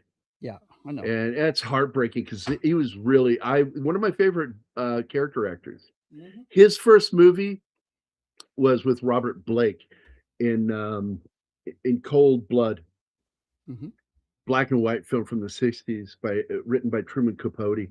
What a fucking movie. It's a biopic, rough fucking movie about two killers that get executed. So let me just say something about this movie, Smoking Aces. I'm going to read who stars in this. Jeremy fucking Piven, Ryan Reynolds, Ray Liotta, Joseph Ruskin, Alex Rocco, Wayne Newton is even in it, Ben Affleck, Peter Berg, who's known more as a director, but he's actually in this, Martin Henderson, very good actor, Common, Andy Garcia. And what a great fucking cast. Chris Pine steals every scene he's in. Yeah. And Chris Pine, who's not on the first fucking page, is, in my opinion, the single best part of that movie. Yeah. When he kills Ben Affleck, he goes over to him, over his body, and begins working his mouth with his thumb like a puppet and starts talking about, oh man, because he says, oh man, I'm so sorry I had to kill you. And then he works his mouth. He goes, oh, that's okay. I'm in a better place now. I understand. Well, I appreciate you for understanding that. Oh, I do. And thank you. Thank you for sending me off to a much better place than where I was. Oh, you're welcome. So fucking funny. Chris Pine in that role was insane. And he was fucking unrecognizable. Yeah. Well, they put some prosthetics in his mouth to where you couldn't, really fucked up teeth and shit. Yeah. Yeah, he had some bad teeth. Yeah. They're a bunch of country bumpkin punk rednecks. Oh. And Chris Pine, one of them had a chainsaw, and that was ugly. As well as Kevin Durant was the one with the chainsaw. Another Chris that's in it. Curtis Armstrong's in it too. He was the burpee guy in the nerd movies. Farts all the time. Oh God. Booger. That's it. Yeah, you got it. Booger. Jason Bateman is in it. And he's funny as shit. He's got like some kind of herpes or some shit, like around his mouth in the scene. It's so insane, that scene with him. Joel Edgerton's in it. And I'm trying to remember the other Chris's name, because as I recall, isn't the other Chris in this movie? I'm looking, but he's not in the Isn't top. Chris? That's, oh my God, what is his name? Chris Evans. Wasn't he in that, or was he in the other movie? No, I don't think he's in that one. I don't think he's in that one. Yeah. I don't remember Chris Evans being in it. No. It's another film. We had because Common. We had Alicia Keys. Alicia Keys and Common. Yeah, she's the sniper in the movie. What is her name again? Say it. What is it? No. Alicia Keys was the sniper in Smoking. I thought it was Taraji that played it. She plays the character. There were two. There were a duo of hitmen, hit women. Yeah, because they worked together, and there was like they hinted at attraction between the two, lesbian. Yeah, but at the end, Alicia Keys, she fell for Common at the end. Yep. I mean, look, I'm a white guy. I'd fall for Common. Kind of the Prince effect, isn't it? You know? Yeah, I'm straight. I still might bang Prince. That's right. It's like Prince. No. He's kind of hot in his own weird way. No, Jamie Foxx did a bit on that when he did his stand-up. Something to the effect that Jamie Foxx, though, man, he went to some of the Diddy parties. And he paid for it. Man. If you really think about it, he paid for it too. Yeah, you notice he's trying to stay out of the fucking news. Hello. Yeah, like I'm going to send them when they can't tell that the account they nuked predated the Google Mail. What are we talking about there? YouTube is trying to make her to validate her age. Oh, that's fucking weird. Yeah.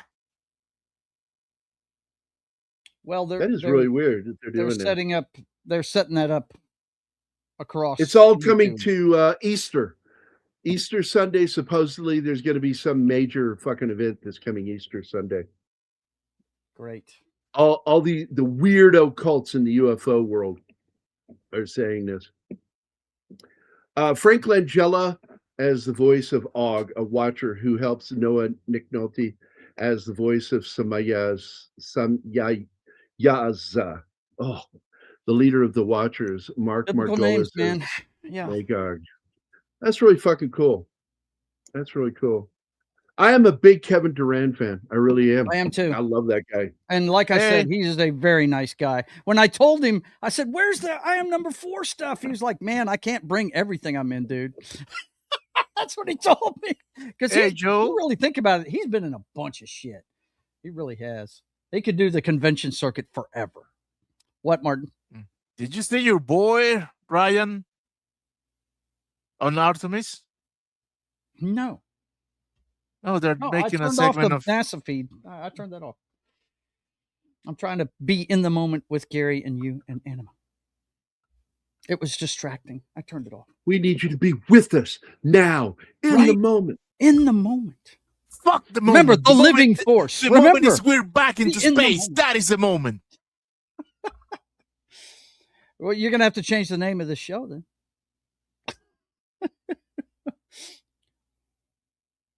Oh, my. Yeah, Kevin Durant's great. He really is. That's what I love about doing these shows, though. We'll get off on a tangent and just start talking about all the movies we love and all the people. By the way, and all that stuff. I've met a lot of actors being a guest at a lot of conventions. Hung out with them. Jeremy Bullock is like one of my favorites. I became friends with him, email friends, and we talked every once. We sat and had breakfast, lunch, and dinner 3 days in a row together. He and I. And Boomer actor, I forget his name, the black actor from Battlestar Galactica, the first series years ago. Right. He sat with us, and he was really nice. But Jeremy Bullock and I talked military history, specifically British military history. One of my favorite fucking people to ever talk to, actor-wise. And then Gary, what's his name, from Star Trek, Where No Man Has Gone Before, Gary Lockwood, 2001: A Space Odyssey. I got to hang out with him one weekend. And he turned to me at one point during the show, because I was there for Blade Zone, the Blade Runner fan club. And he leaned over to me and says, "Hey, can I tell you something that I don't want you to tell anybody?" And I'm like going, "Yeah, that's not a promise I'm going to keep." Right. You know? And he goes, "Well, that's okay." He says, "Even though I starred in 2001: A Space Odyssey, Blade Runner is my favorite science fiction film." Wow. And I looked at him, I said, "Really?" He goes, "Yeah, I love that fucking movie, dude. I love that movie." The name you were looking for. And Boomer, so we sat for an hour talking Blade Runner, him and me. That's cool. Yeah, his name's Herbert Jefferson Jr. That's that guy's name. That's it. Yep. Really fucking sweet guy in person. But I didn't get to hang out with him very much. The other one I got to hang out with a lot and became good friends with her and her sister is Maribel is the sister's name, and Yvonne is the sister that's famous. Yvonne, does anybody know who that is? Anybody want to take a shot? Yes. Anybody? Nope. I have no. Her last name is Yvonne Craig. She was bad girl. Yeah. And I told her when I was 6, I had the biggest crush on her. And she just laughed. She goes, how do I look now? I said, you're still fucking hot in my eyes. But, you know, I'm an adult now and I'm married, so I'm not going to hit on you. more than I already did. Yeah. Right. You know, they were really nice though, Martin. You would have liked them. I am still friends with Maribel. We still either talk through Facebook or by email. I'll get a hold of her and I will always, whenever something comes up about Yvonne Craig. Bye, Penny. Somebody makes a post. Oh, bye. God bless. See you later. Whenever somebody posts something about Yvonne as Batgirl or any of the stuff she was in, like she was in a couple of bikini movies, and I will tag all the her. girls were back then. Yeah. And she'll always go, thank you, Gary. I'm like, you're welcome. It's like that. I'm like that with those people. It's like, I like having friendships where I don't have to talk to them all the time. But it's great to see them when you run into them, right? Yeah. I just like friendships like that because I'm an introvert. And it's hard on me to have close relationships, which is why I limit them to like my daughter and Anima. It's like my sons are not even in the inner circle. It's just my daughter and my woman. And I live with these two fine people, you know, Lauren and Brad. And so I'm close with them because of proximity. But the fact is, they'll know that as good of friends as we are, I don't always stay in constant contact with people, which was something for Don. It was hard for Don because he thought I was just like blowing him off. I'm like, no, that's how I work. My brain works because time passes quicker for me. And I don't pay attention to the minute details of life. I'm caught up in the things that I'm interested in doing. And then I discover all of a sudden, oh crap, it's been months since I talked to somebody. Jim Woodward, Mike Beatty, closest friends in the world. When we get together, it's like we're never apart. Mac, Ultra Rob, same thing. And now they're all friends now. They all talk to each other, which I think is great that my best friends from childhood and in adulthood are friends with each other. I like that, you know? And that way I know they can keep themselves entertained and not have to need me to fucking constantly feed into the friendship because it's just not how I work. I'm an every once in a while guy. And I hate that I'm that way, but I am that way, and that's it. That's why you only let me on here two days a week. I am like that, but I don't hate it. That is just who I am. And my friends understand I like that. You and I don't bug each other. Now, I do have some friends that bug me all the time. I'm not going to say any names, Tim. I mean,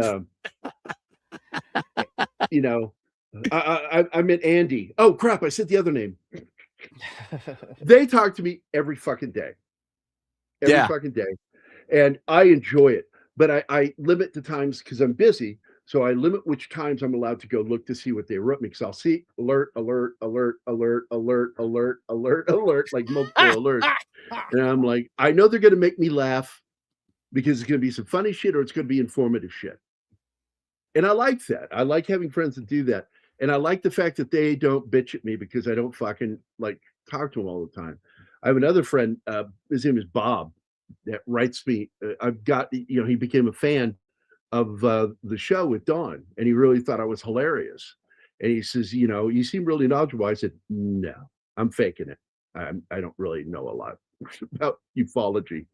I just know stuff in it. And but he followed me, and then he started chatting with me, and he started sharing shit with me, and I find it interesting.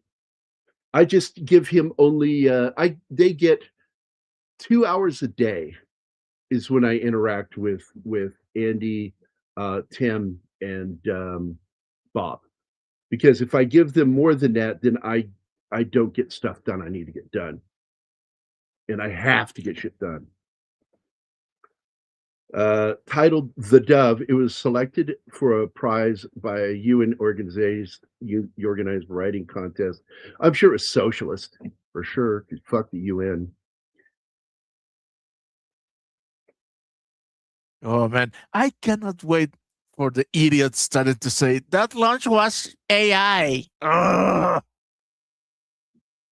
Oh yeah, yeah.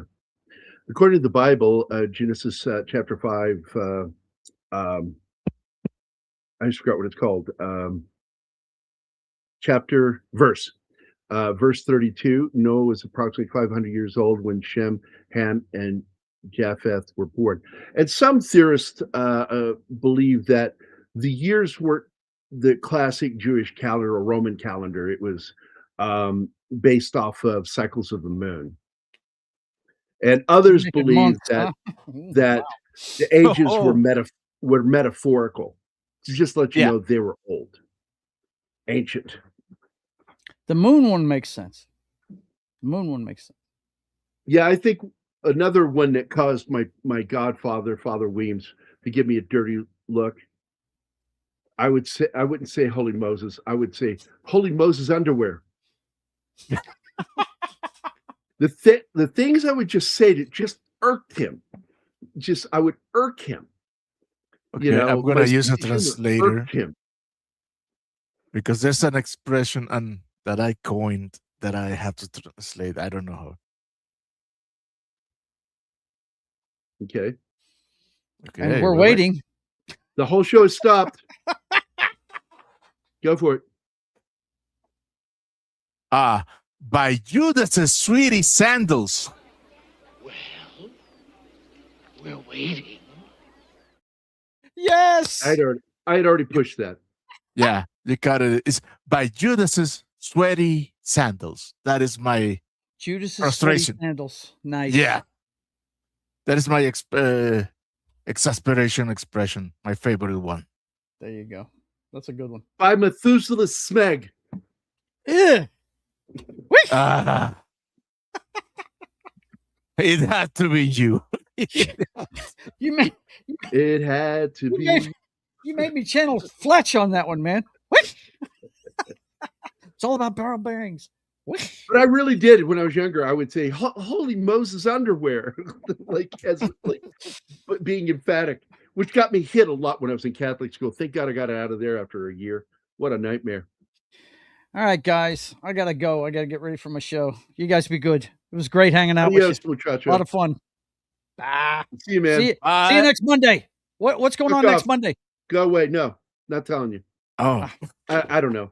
I push your stuff every time I do a show. You should tell me. Hold on. Let me go. Before you go, let me look it up. It's under stop it, PMC Martin. show schedule. Next Call to Glory. Call to Glory. Next week is Craig T. Nelson, Call to Glory, The Osterman Weekend, Poltergeist, and The Incredibles. Okay. For Sci-Fi Saturday.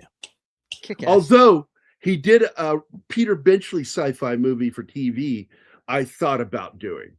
Really? And we could change it by Peter Saturday. Benchley wrote some sci-fi? I didn't know that. Yeah, it's a shark thing. Wow. It's really bad. It's a bad TV movie. Oh, there's a shark involved. All right. Okay. It's a mutated shark. In space. All right. I got to go. Be good, guys. See you later. Bye. Bye, Joe. Jesus, 20 minutes. It was the first of the weird shark movies before Sharknado. Hey, leave Sharknado alone. That is a guilty pleasure that I have with I share with one of my daughters. You know what mine with Craig T. Nelson is Action Jackson. He's the villain in it. That's a fun movie. That's a fun movie, dude. Yeah. But you want to do that instead of a sci-fi for Saturday? Oh man, that is a tough goal. Because we've got Call to Glory, The Osterman Weekend, Poltergeist, and then Action Jackson for Saturday? Yeah, let's go with that. Okay, we're going to do Action Jackson instead of The Incredibles. So we'll do an action Saturday instead of sci-fi. Action Jackson for next Saturday. Not this Saturday, but the next Saturday. That'll be fun. I like that fucking movie, man. It's fun. I like that line that Apollo Creed in it. When Craig T. Nelson says to Carl Weathers, you had a street name, emotion, excitation, and it says action. Oh yeah, that's the one. Yeah, that's the one. Craig T. Nelson is actually funny, and a lot of people don't know that he's a lifelong martial artist. That's why he does all the fight scenes. And yes, they did some choreography, but the fact is he's a real martial artist. I forget what style, because was it Tong Sido? Craig? I don't know. T. Nelson martial arts he practiced. Because I've seen behind the scenes pictures of it with him with his brown belt back in the day. No, he studied what I studied, Ishan Ru. And then later he learned Taji Quan, Chinese internal boxing, and Bagushuang, which is internal boxing. It's inside boxing. So that's very cool, man. He learned some Krav Maga as well as Qigong. Very good stuff. He also holds a 5th degree black belt in Godan. That guy, I'm serious. He's a serious martial artist. You guys never knew it. Like, great comedic actor, fucking awesome actor, a real fucking martial artist. And he's only done one martial arts movie, is Action Jackson. Jaws 3D is still a shark in water. So even though it goes through the window, it's a window with water crashing in. So no, it still counts as a regular one. It's until the Peter Benchley written story with Craig T. Nelson is. Let me go find it real quick, and then we get the hell out of here. Craig, I know everybody loves Jaws 3D, but I liked it. I love that movie. I do. Which one? Jaws 3D. I know all of his problems. It's the bad effects and stuff. I still enjoyed the movie. I love that movie. Dennis Quaid was great in it. Simon McCorkindale. I got so pissed when he dies in the movie. Yeah. I'm like, God damn it. Why did he have to die? It was like a for death, and it pissed me off. In the original Jaws book. It was like killing Hooper. It's the same thing. All right, let me get back here. Creature was the name of the movie. It was a TV miniseries, 2 episodes. Oh, yeah, I saw that one. Part movie. With the mutant anthropomorphized shark made by the government. That can walk. Yeah, an amphibious shark-like monster terrorized an abandoned secret military base, and the people that are using it at it's Craig T. Nelson, Kim Cattrall, and Colm Feore, and I fucking loved that fucking movie. And it's got a great creature. Here's a great picture of the creature. Really good creature effects in this film. Yeah. So you tell me, maybe we should do this film. No. It is not. Click share when you're ready. Click share when you're ready. It cannot beat Action Jackson. No.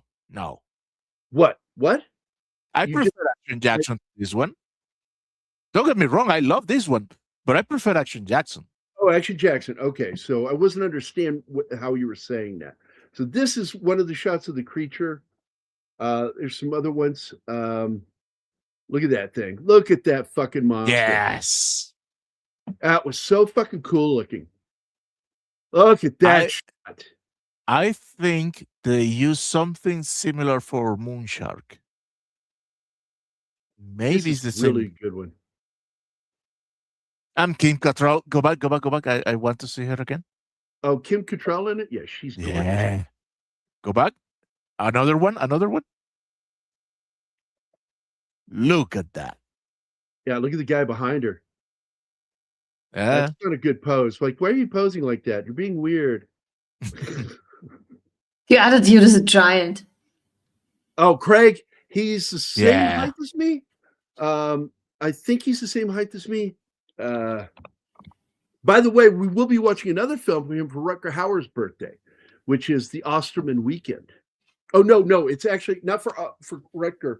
It's for the director, Sam Peckinpah. Because the Osterman Weekend is like one of my favorite films from the 80s. I really love that fucking movie. And Craig T. Nelson is he's Keith's height. He's an inch taller than me.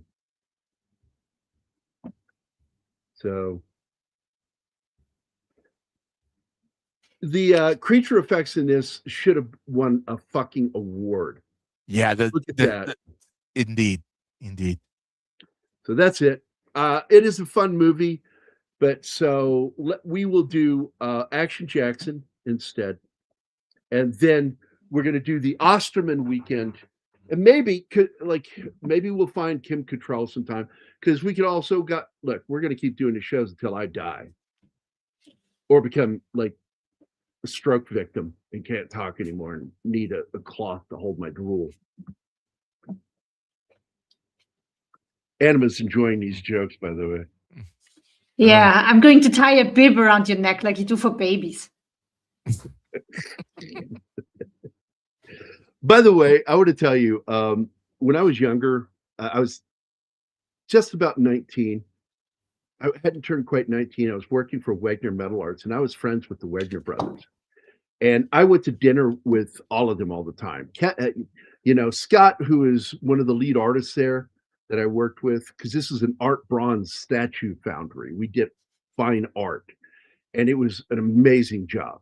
And I'm a teenager doing this because I knew how to make molds and shit like that. And I knew how to pour positive recreations from molds. I knew how to do the lost wax process. I already knew how to do all of that. So they hired me. And that's what I did. I was a wax master. And I just poured in hot molten wax and slushed it around till eventually it was thick enough that we could pull the mold apart and then go take that down to the gating system, and we had a different person that did that. And Stuart, the twin brother of the other owner, he went to dinner with me one night, and it was the only time we went to dinner. And my son Benjamin was in that push shit off of the table thing and make you get it for him. This is a new game for him. And Stuart it went down one time. He picked it up, put it up there, and then he knocked it down again. And he grabbed it and he goes, "This game is ended." He put it way from my son, and it was funny as shit. He goes, "Yeah, I'm not into that game. I don't want kids." Don't ever want kids. Dude, 11 minutes. All right, let's get going. Launch is in 11 minutes. Let's get out of here. Wait. I had it ready here. Should I share it? Share what? The launch. Oh yeah, if we I don't want to watch it in here. We can end the show though. Oh. We're gonna watch it in a studio no matter what. Okay. But we're gonna end the show. Wrap it up, guys. Go watch that video. Martin shared the link with you. Please go watch that launch. It's gonna be an amazing launch. I have a good feeling about this launch. So everybody have a great Wednesday. We will see you on Friday.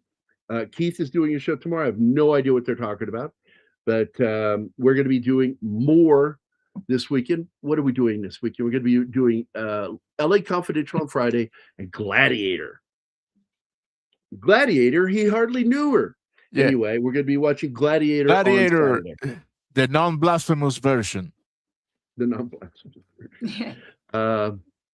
Was released. There were several problems in dealing with the financiers. No, there were all kinds of legal problems with that film, which is why it tanked in the theater.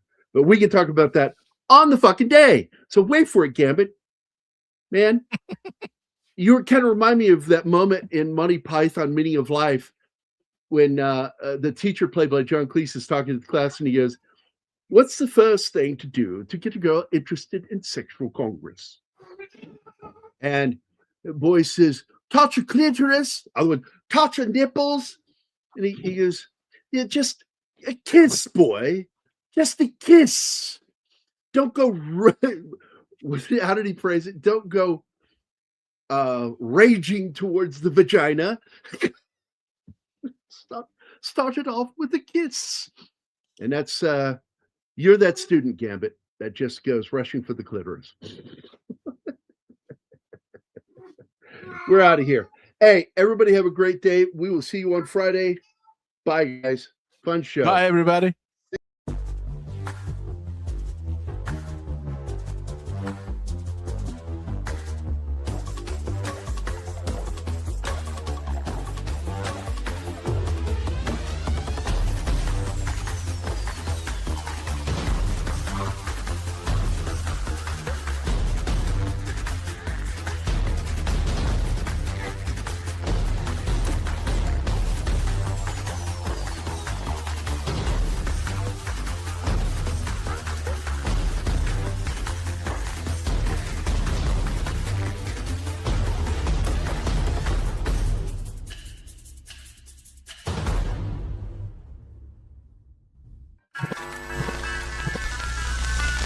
Y'all come back now, you hear?